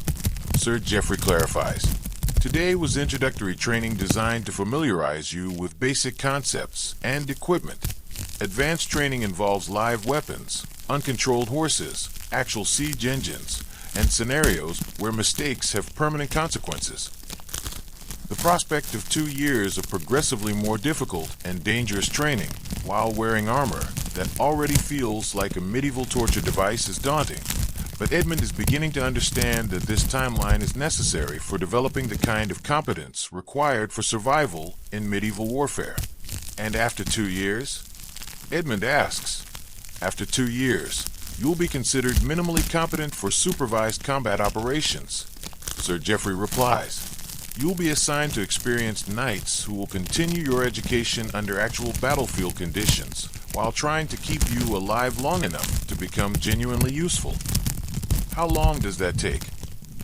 Most knights die during this phase, Sir Geoffrey says with the casual tone that characterizes all his discussions of mortality rates in the profession. The ones who survive usually achieve basic competence after about 5 years of active service, assuming they don't encounter enemies who are significantly more skilled or better equipped. The statistical analysis of survival rates in medieval knighthood is not encouraging, but it provides realistic expectations about career progression and long-term prospects. What about knights who survive long enough to become truly experienced? Sir Robert asks, they become knight trainers, military commanders, or they develop sufficient political connections to avoid being sent on the most dangerous missions. Sir Geoffrey explains, though even experienced knights face significant mortality risks because medieval warfare is fundamentally dangerous regardless of skill level. This conversation is interrupted by the sound of the evening bell, which signals the end of the day's training and the beginning of the complex process of removing armor that's been slowly crushing them for 12 hours. Removing medieval armor is like being slowly excavated from a metal burial that you've been forced to wear while remaining conscious and active. The process requires assistance, patience, and considerable care to avoid injury during the extraction procedure. Thomas begins with Edmund's helmet, the piece that's been causing the most immediate discomfort throughout the day. Lifting the 4-kilogram steel construction off Edmund's head requires careful coordination to avoid straining neck muscles that have been supporting this weight for 12 hours. The moment the helmet comes off, Edmund experiences something approaching religious revelation.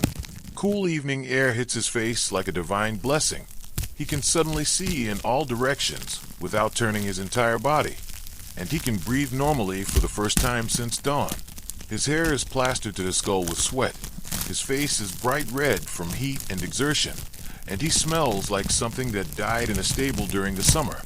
But he can breathe freely and see clearly, which at this point feels like a miraculous restoration of basic human faculties. Better. Thomas asks, though the answer is obvious from Edmund's expression. Considerably. Edmund gasps, taking deep breaths of fresh air and marveling at the simple pleasure of being able to move his head normally. I can see the sky. I can see you. I can see my own feet. It's like recovering from temporary blindness. The gauntlets come off next, revealing hands that are pale, wrinkled, and completely numb from 12 hours of restricted circulation. Edmund flexes his fingers experimentally and discovers that he's temporarily lost most of his fine motor control, a common side effect of extended gauntlet wear that requires several minutes to resolve. The sensation of having normal hands again is extraordinary. He can feel texture, temperature, and pressure properly for the first time all day. He touches his own face, marveling at the simple ability to feel what he's touching rather than just knowing that contact has been made. Removing the arm and leg armor requires unbuckling dozens of leather straps that have been under tension all day. Each piece that comes off reduces the crushing weight and restrictive pressure, gradually restoring Edmund's ability to move normally. The mail shirt is the most challenging piece to remove because it weighs 15 kilograms and must be lifted off over his head in one continuous motion. Thomas and another squire work together to support the weight while maneuvering it carefully to avoid injury. When the mail finally comes off, Edmund immediately loses about a third of his body weight and discovers that he's been unconsciously compensating for the crushing pressure by tensing muscles throughout his body. As the weight disappears, he feels like he's suddenly become weightless. The gambeson, the padded undergarment that's been protecting his skin from the metal, is completely soaked with sweat and has absorbed the concentrated essence of 12 hours of physical exertion. Removing it reveals skin that's pale, wrinkled, and marked with pressure patterns from every piece of armor. Edmund stands in his linen undergarments, feeling the evening breeze on his skin and marveling at the simple pleasure of normal body weight and unrestricted movement. Every muscle aches from the day's exertion. Every joint is stiff from unusual positioning, but he can move freely and breathe normally. How much does all that armor weigh? He asks Thomas, looking at the pile of metal that's been his constant companion for 12 hours. Approximately 40 kilograms, sir, Thomas replies, organizing the pieces for cleaning and maintenance. That's about the same as carrying a medium-sized sheet made of steel. The comparison to livestock puts the weight in perspective and explains why Edmund feels like he's been laboring in the fields all day while wearing inappropriate equipment. Sir Marcus and Sir Robert are undergoing similar liberation procedures with their own squires, and all three knights share the same expression of relief, mixed with exhaustion that comes from completing an ordeal that tested the limits of human endurance.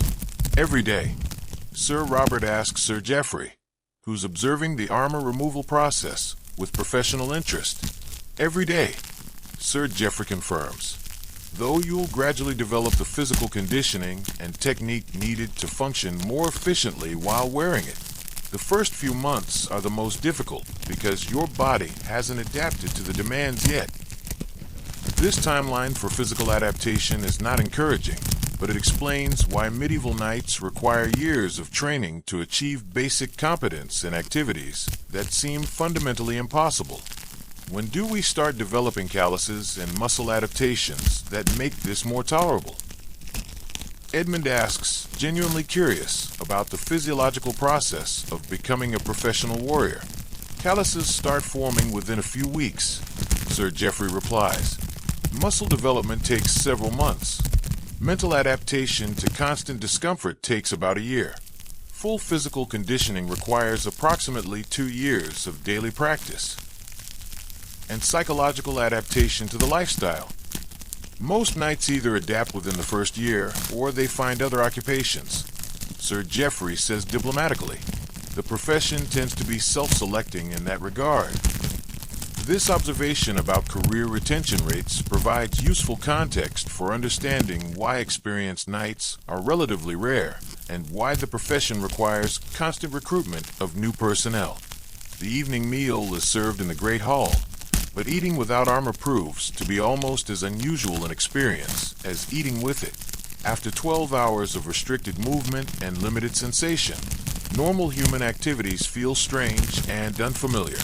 Edmund sits at the long wooden table wearing only his linen undergarments and a light woolen tunic, marveling at the simple pleasure of being able to bend normally at the waist, turn his head freely, and use his hands with normal dexterity. The food, the same thick pottage, coarse bread, and weak ale that was served at midday, tastes completely different when eaten under normal conditions. He can actually taste the individual ingredients, judge the temperature properly, and chew without worrying about dropping food into his armor. Most importantly, he can eat at a normal pace rather than being carefully spoon-fed through a narrow helmet opening. The simple act of feeding himself efficiently feels like a significant achievement after a day of being functionally helpless during meal times. This is remarkable, he says to Thomas, who's sitting nearby and looking considerably more relaxed now that his primary responsibility for keeping Edmund alive in metal clothing has been temporarily suspended. What's remarkable, sir? I can taste the food. I can feel the texture. I can tell whether it's hot or cold. I can eat without assistance. Edmund pauses to consider this. I spent 12 hours today being systematically stripped of basic human capabilities, and now having them back feels like a luxury. That's the point of the training, sir, Thomas explains. When you can function competently while wearing armor that makes everything difficult, functioning without armor becomes much easier by comparison. This training philosophy explains why medieval military education involves deliberately harsh conditions rather than gradually increasing difficulty levels. By forcing knights to operate at maximum disadvantage, normal combat conditions become relatively manageable. The conversation during the evening meal focuses on the day's experiences and what lessons have been learned from 12 hours of systematic instruction in medieval warfare. I think, Sir Marcus says carefully, that the most important thing I've learned today is that medieval knighthood requires a completely different relationship with physical discomfort than I previously understood. How so? Sir Geoffrey asks with the interest of someone who's spent years observing knights discover these truths. Well, I always thought that discomfort was something to be avoided or minimized, Sir Marcus continues. But today I learned that in this profession, discomfort is constant and unavoidable, so the skill is learning to function effectively despite it rather than trying to eliminate it. Correct, Sir Geoffrey nods. What else? Sir Robert adds, I learned that medieval equipment is designed to be effective rather than comfortable, and that effectiveness often requires accepting significant personal cost in terms of mobility, vision, and basic human comfort. Also correct, Edmund considers his response while enjoying the simple pleasure of drinking ale without pouring it into his helmet. I learned that the romantic stories about knighthood are essentially mythology designed to make a brutal profession seem appealing. He says, the reality is that we're training to be professional soldiers in a military system that prioritizes effectiveness over individual welfare, and that requires physical and mental conditioning that most people would consider unreasonable. Outstanding, Sir Geoffrey says with satisfaction. You've all grasped fundamental truths about your profession that many knights never fully understand. Is that why so many knights die young? Sir Robert asks, because they never develop realistic expectations about what the profession actually involves. Partly, Sir Geoffrey agrees. Knights die young because medieval warfare is inherently dangerous, but unrealistic expectations certainly contribute to poor decision-making under combat conditions. What kind of poor decision-making? Edmund asks. Knights who believe romantic stories about individual heroism tend to take unnecessary risks, ignore tactical doctrine, and attempt dramatic gestures that look impressive but serve no tactical purpose. Sir Geoffrey explains. These behaviors significantly increase mortality rates during actual combat. So the training is designed to eliminate romantic thinking in favor of practical competence. Exactly. We're teaching you to be effective soldiers rather than dramatic heroes, because effectiveness keeps you alive longer and serves your lord's interests better. This conversation provides useful insight into the practical philosophy behind medieval military training and the reasons why the romantic mythology of knighthood is actively discouraged during professional education. How do experienced knights view the romantic stories about their profession? Sir Marcus asks. With considerable amusement and occasional irritation, Sir Geoffrey replies, the stories serve a useful recruiting function, but they create unrealistic expectations that interfere with practical training. Do any knights actually embody the romantic ideals of chivalry and honor? Some try to, usually briefly, Sir Geoffrey says. The profession tends to eliminate romantic thinking through practical experience, though some knights maintain idealistic attitudes throughout their careers. What happens to those knights? They either adapt their idealism to practical realities, or they die during their first serious combat engagement. Sir Geoffrey says matter-of-factly, medieval warfare doesn't accommodate romantic gestures very effectively. This assessment of the relationship between idealism and survival in medieval military service is both sobering and educational. As the evening draws to a close, Edmund finds himself in his stone chamber, sitting on his narrow bed and contemplating the day's revelations about medieval knighthood and his chosen profession. The room feels different now that he's experienced 12 hours of complete sensory restriction. The narrow window that once seemed inadequate now feels luxuriously large. The hard straw mattress that he complained about this morning now seems comfortable compared to wearing 40 kilograms of metal armor for extended periods. Most importantly, the simple ability to move freely, see clearly, and breathe normally feels like precious privileges rather than basic human rights. Thomas sits nearby, cleaning and maintaining the armor that Edmund will wear again tomorrow morning. Each piece must be carefully inspected for damage, cleaned of accumulated dirt and sweat, and oiled to prevent rust. The maintenance process requires several hours of skilled labor and represents a significant ongoing investment in time and resources. Thomas, Edmund says, watching the careful maintenance procedures, how long have you been working with knights? About 3 years, sir, Thomas replies, working oil into the mail rings with practiced efficiency. I started when I was 9, working with Sir Marcus during his early training. What happened to Sir Marcus? He's still training, sir. You met him today. Edmund realizes that he's been thinking about knights who completed their training, when in fact the profession requires continuous education and practice throughout an entire career. Do knights ever finish their training? Not really, sir, Thomas says. They develop enough competence to survive initial combat experiences, but the learning continues throughout their entire careers. Medieval warfare is too complex and too dangerous to master completely.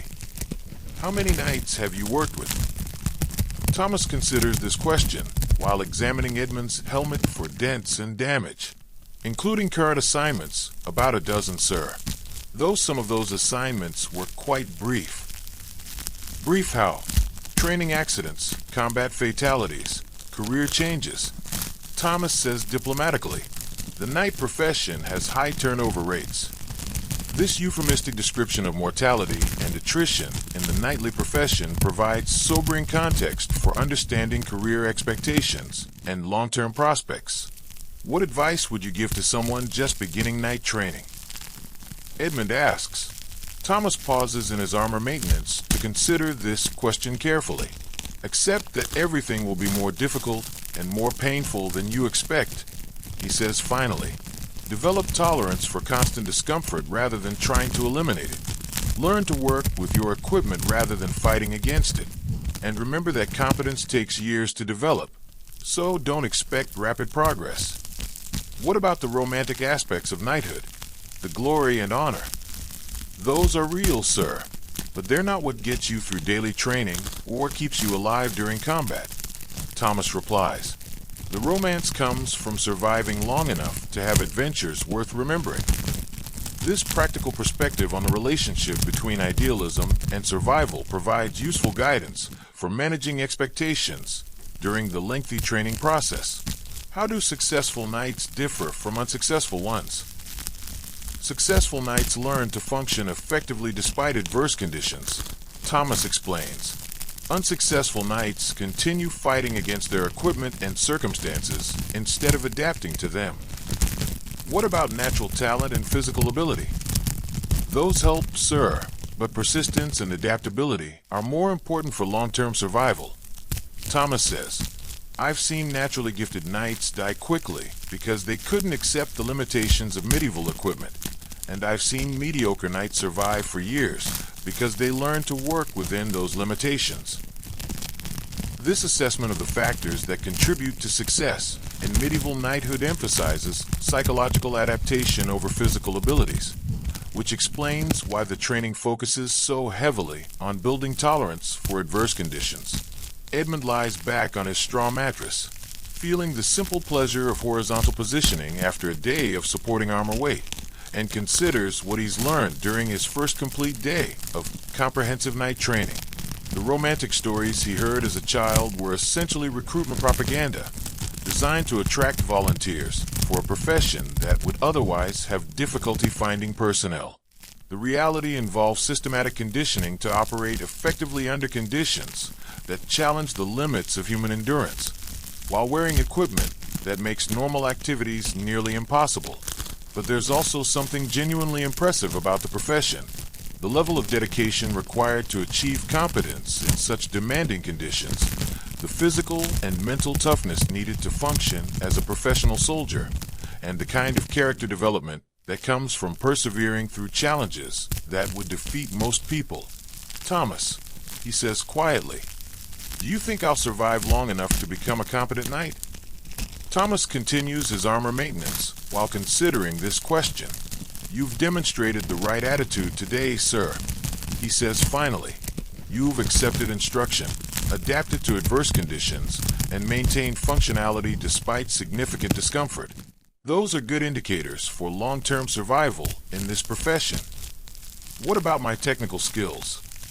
Those will improve with practice, sir. The important thing is that you're approaching the training with realistic expectations rather than romantic illusions. And you'll continue to help me through the learning process. That's my job, sir, Thomas says with a slight smile. And besides, I'm invested in your success. Squires who work with knights who survive tend to have better career prospects than squires who work with knights who die quickly. This practical assessment of their mutual interests provides reassuring context for understanding the supportive relationship between knights and their squires. As Edmund drifts toward sleep on his straw mattress, feeling the accumulated aches and pains of a day spent learning medieval warfare under authentic conditions, he realizes that he's begun a transformation that will continue for years. Tomorrow will bring another day of systematic instruction in the realities of medieval knighthood. More time in armor that slowly crushes him while he learns complex skills under deliberately adverse conditions. More practice with weapons and horses and siege engines that require precision and coordination he doesn't yet possess. But tonight, he can sleep in a bed that doesn't weigh 40 kilograms, breathe air that doesn't smell like the inside of a steel helmet, and move freely without the crushing weight of medieval military equipment. And somehow, after experiencing 12 hours of systematic restriction of basic human capabilities, these simple pleasures feel like extraordinary luxuries rather than normal conditions of human existence. Edmund wakes before dawn, not because he's rested, but because his body has developed an intimate relationship with pain that makes extended sleep impossible. Every muscle aches from yesterday's systematic instruction in medieval warfare, and his bones feel like they've been used as percussion instruments by enthusiastic musicians. But something is different this morning. The aches and pains that seemed overwhelming yesterday now feel familiar rather than shocking. His body is beginning to adapt to the demands of knightly training, developing the kind of tolerance for discomfort that the profession requires. More importantly, his understanding of what the day will bring has changed dramatically. Yesterday morning, he approached night training with romantic expectations about heroism and glory.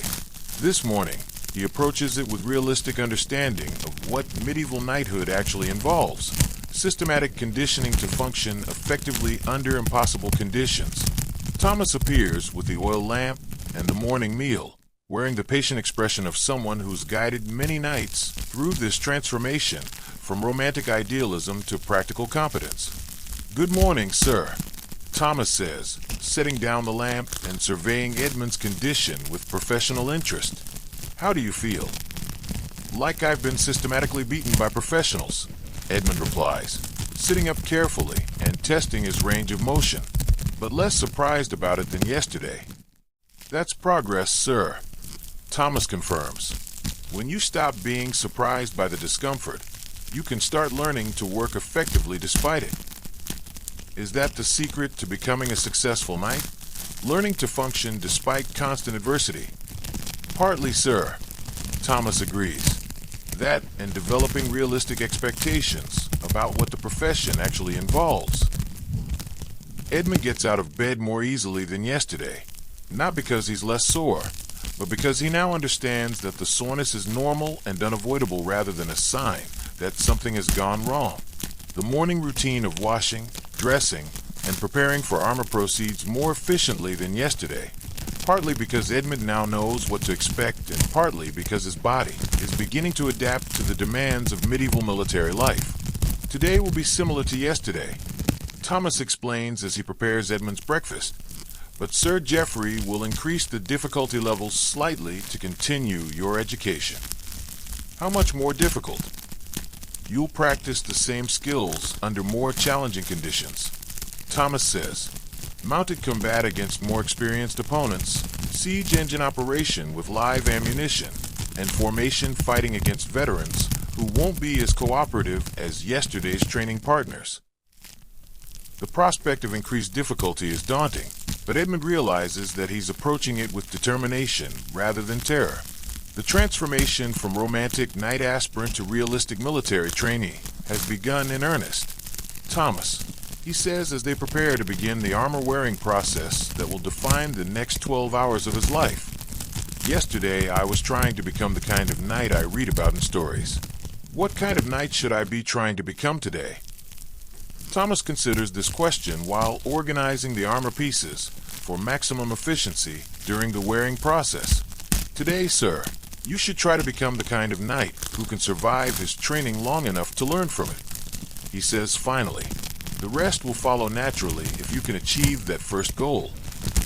This practical advice represents a fundamental shift in Edmund's understanding of what success means in the context of medieval knighthood. Rather than pursuing dramatic heroism, he should focus on developing competence in basic survival skills under adverse conditions. As Thomas helps him into the armor that will be his constant companion for another 12-hour educational ordeal, Edmund realizes that he's begun to understand the difference between the mythology of knighthood and the reality of medieval military service. The mythology is about individual heroism, dramatic gestures, and romantic ideals that make good stories, but poor survival strategies. The reality is about systematic conditioning, practical competence, and the kind of unglamorous persistence that allows people to function effectively in conditions that would challenge modern special forces operators wearing appropriate equipment. "Right then, sir," Thomas says as the last piece of armor locks into place and Edmund once again becomes a walking example of medieval military technology. "Ready for another day of educational opportunities?" Edmund tests his range of motion, checks his weapon, and prepares himself mentally for another systematic assault on his comfort, dignity, and romantic illusions about his chosen profession. "Ready," he says, though the word now means something completely different than it did yesterday morning. Yesterday, ready meant eager to experience the glory and excitement of knighthood. Today, ready means prepared to endure whatever systematic instruction in medieval warfare Sir Geoffrey has planned, with realistic expectations about what that instruction will involve and why it's necessary for developing genuine competence in a profession that regularly kills people who aren't adequately prepared.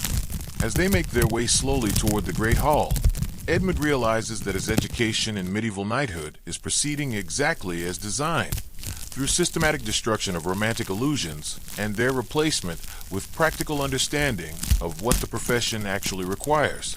The process is brutal, unglamorous, and designed to eliminate anyone who isn't genuinely committed to developing the kind of competence that medieval warfare demands. But for those who persist through the conditioning process, it offers the possibility of achieving something genuinely impressive: the ability to function effectively as a professional soldier in conditions that would defeat most people, while maintaining the kind of personal discipline and tactical skill that medieval military service requires. Edmund is beginning to understand that this transformation from romantic idealist to competent professional is exactly what knighthood is supposed to accomplish. And as he shuffles toward another day of systematic instruction in the realities of medieval warfare, he realizes that he's starting to look forward to the challenge rather than dreading the ordeal. Not because the training has become easier or more comfortable, but because he's beginning to understand why it's necessary and what kind of person it's designed to create. The romantic stories about knighthood were wrong about almost everything, but they were right about one thing. Becoming a knight does involve a profound transformation. It's just not the transformation that the stories describe. 6 months later, Edmund stands in the same stone courtyard where his education in medieval knighthood began, but he's no longer the same person who started this journey with romantic expectations about heroism and glory. His body has adapted to the demands of wearing armor for extended periods. The weight that once felt crushing now feels normal. The restrictions that once seemed impossible now feel like working conditions that require specific techniques, but don't represent fundamental barriers to effectiveness. More importantly, his understanding of what knighthood actually involves has been completely transformed through systematic instruction in the realities of medieval warfare. He now knows that medieval knights were not romantic heroes pursuing individual glory, but professional soldiers operating under conditions that required extraordinary physical conditioning, technical skill, and mental toughness. He understands that medieval armor was not a magic solution to combat vulnerability, but complex technology that traded mobility and comfort for protection, requiring users to develop specialized skills for effective operation. He's learned that medieval warfare was not about dramatic individual combat between noble adversaries, but systematic application of organized violence using technology and tactics designed to achieve tactical objectives with minimal risk to friendly forces. Most importantly, he's discovered that becoming a knight is not about fulfilling romantic fantasies, but developing the kind of practical competence that allows someone to function effectively as a professional soldier under conditions that would challenge modern special forces operators. The training continues, as it will for several more years, but Edmund now approaches it with realistic expectations rather than romantic illusions. Each day brings new challenges designed to test and develop his capabilities, but he no longer expects the process to be comfortable or dramatic. He's learned to measure progress in terms of practical competence rather than personal satisfaction, to accept discomfort as a normal part of professional development, and to focus on long-term skill development rather than immediate gratification. How do you feel about your progress? Sir Geoffrey asks, observing Edmund's preparation for another day of training with the satisfaction of someone who has successfully guided another knight through the initial transformation from romantic idealist to practical professional. Like I'm beginning to understand what this profession actually involves, Edmund replies honestly. And like I still have years of learning ahead of me before I achieve genuine competence. Correct on both counts, Sir Geoffrey agrees. You've completed the first phase of your education, which involves accepting reality and developing basic tolerance for the demands of the profession. The next phase involves developing genuine skill within those constraints. How long does that take? For most knights who survive the initial conditioning, approximately 5 years of active service under supervision, Sir Geoffrey says. though continuous learning and skill development continue throughout an entire career. And how many knights complete that process successfully? Enough to maintain the military system that our society requires. Sir Geoffrey replies diplomatically, though the profession remains selective in terms of who can adapt to its demands. Edmund realizes that he's become part of a tradition that extends back centuries. Young men who begin with romantic ideas about knighthood and gradually develop into competent professional soldiers through systematic instruction in the realities of medieval warfare. The process is designed to be difficult because the profession requires extraordinary capabilities. The training is harsh because the working conditions are harsh. The conditioning is systematic because developing genuine competence requires years of practice under progressively challenging circumstances. But for those who persist through the transformation process, it offers something genuinely valuable: the satisfaction of achieving competence in a profession that requires the best that medieval technology and human capability can provide. As Edmund prepares for another day of training, he understands that he's no longer trying to become a romantic hero from childhood stories. He's learning to become something more challenging and more impressive, a genuine medieval knight, equipped with realistic understanding of what the profession involves and committed to developing the kind of competence that medieval warfare demands. The romantic stories were wrong about almost everything, but the reality is far more interesting than the mythology. Because becoming a real knight, developing genuine competence in medieval warfare under authentic conditions, is an achievement that requires everything the human spirit can provide: physical courage, mental toughness, technical skill, and the kind of persistent dedication that allows people to achieve excellence under conditions that would defeat almost anyone. And that achievement, Edmund now understands, is worthy of the centuries of respect that the knightly profession has earned. Not because knights were romantic heroes, but because they were supremely competent professionals who mastered one of the most demanding occupations in human history. As the morning bell rings and another day of training begins, Edmund heads toward the practice field with determination rather than dread, prepared to continue his transformation from someone who dreamed about being a knight into someone who actually knows how to do the job. The difference between those two things, he now understands, is everything. And so ends our journey through a single day in the life of a medieval knight, a day that reveals the crushing reality behind the romantic myths, the systematic suffering disguised as noble service, and the extraordinary human endurance required to function as a professional warrior in an age when warfare was personal, brutal, and utterly unforgiving.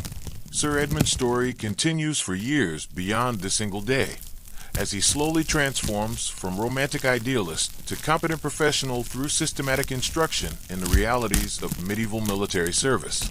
But this single day, this complete educational ordeal, captures the essential truth about medieval knighthood. It was never about glory or honor or romantic adventure. It was about learning to be supremely effective at organized violence while wearing equipment that made such effectiveness nearly impossible to achieve. And the men who mastered that impossible challenge earned their place in history not through romantic gestures, but through the kind of professional competence that only comes from years of systematic suffering in service of practical excellence. Sleep well, and be grateful you live in an age where the most dangerous thing about your job is probably the commute.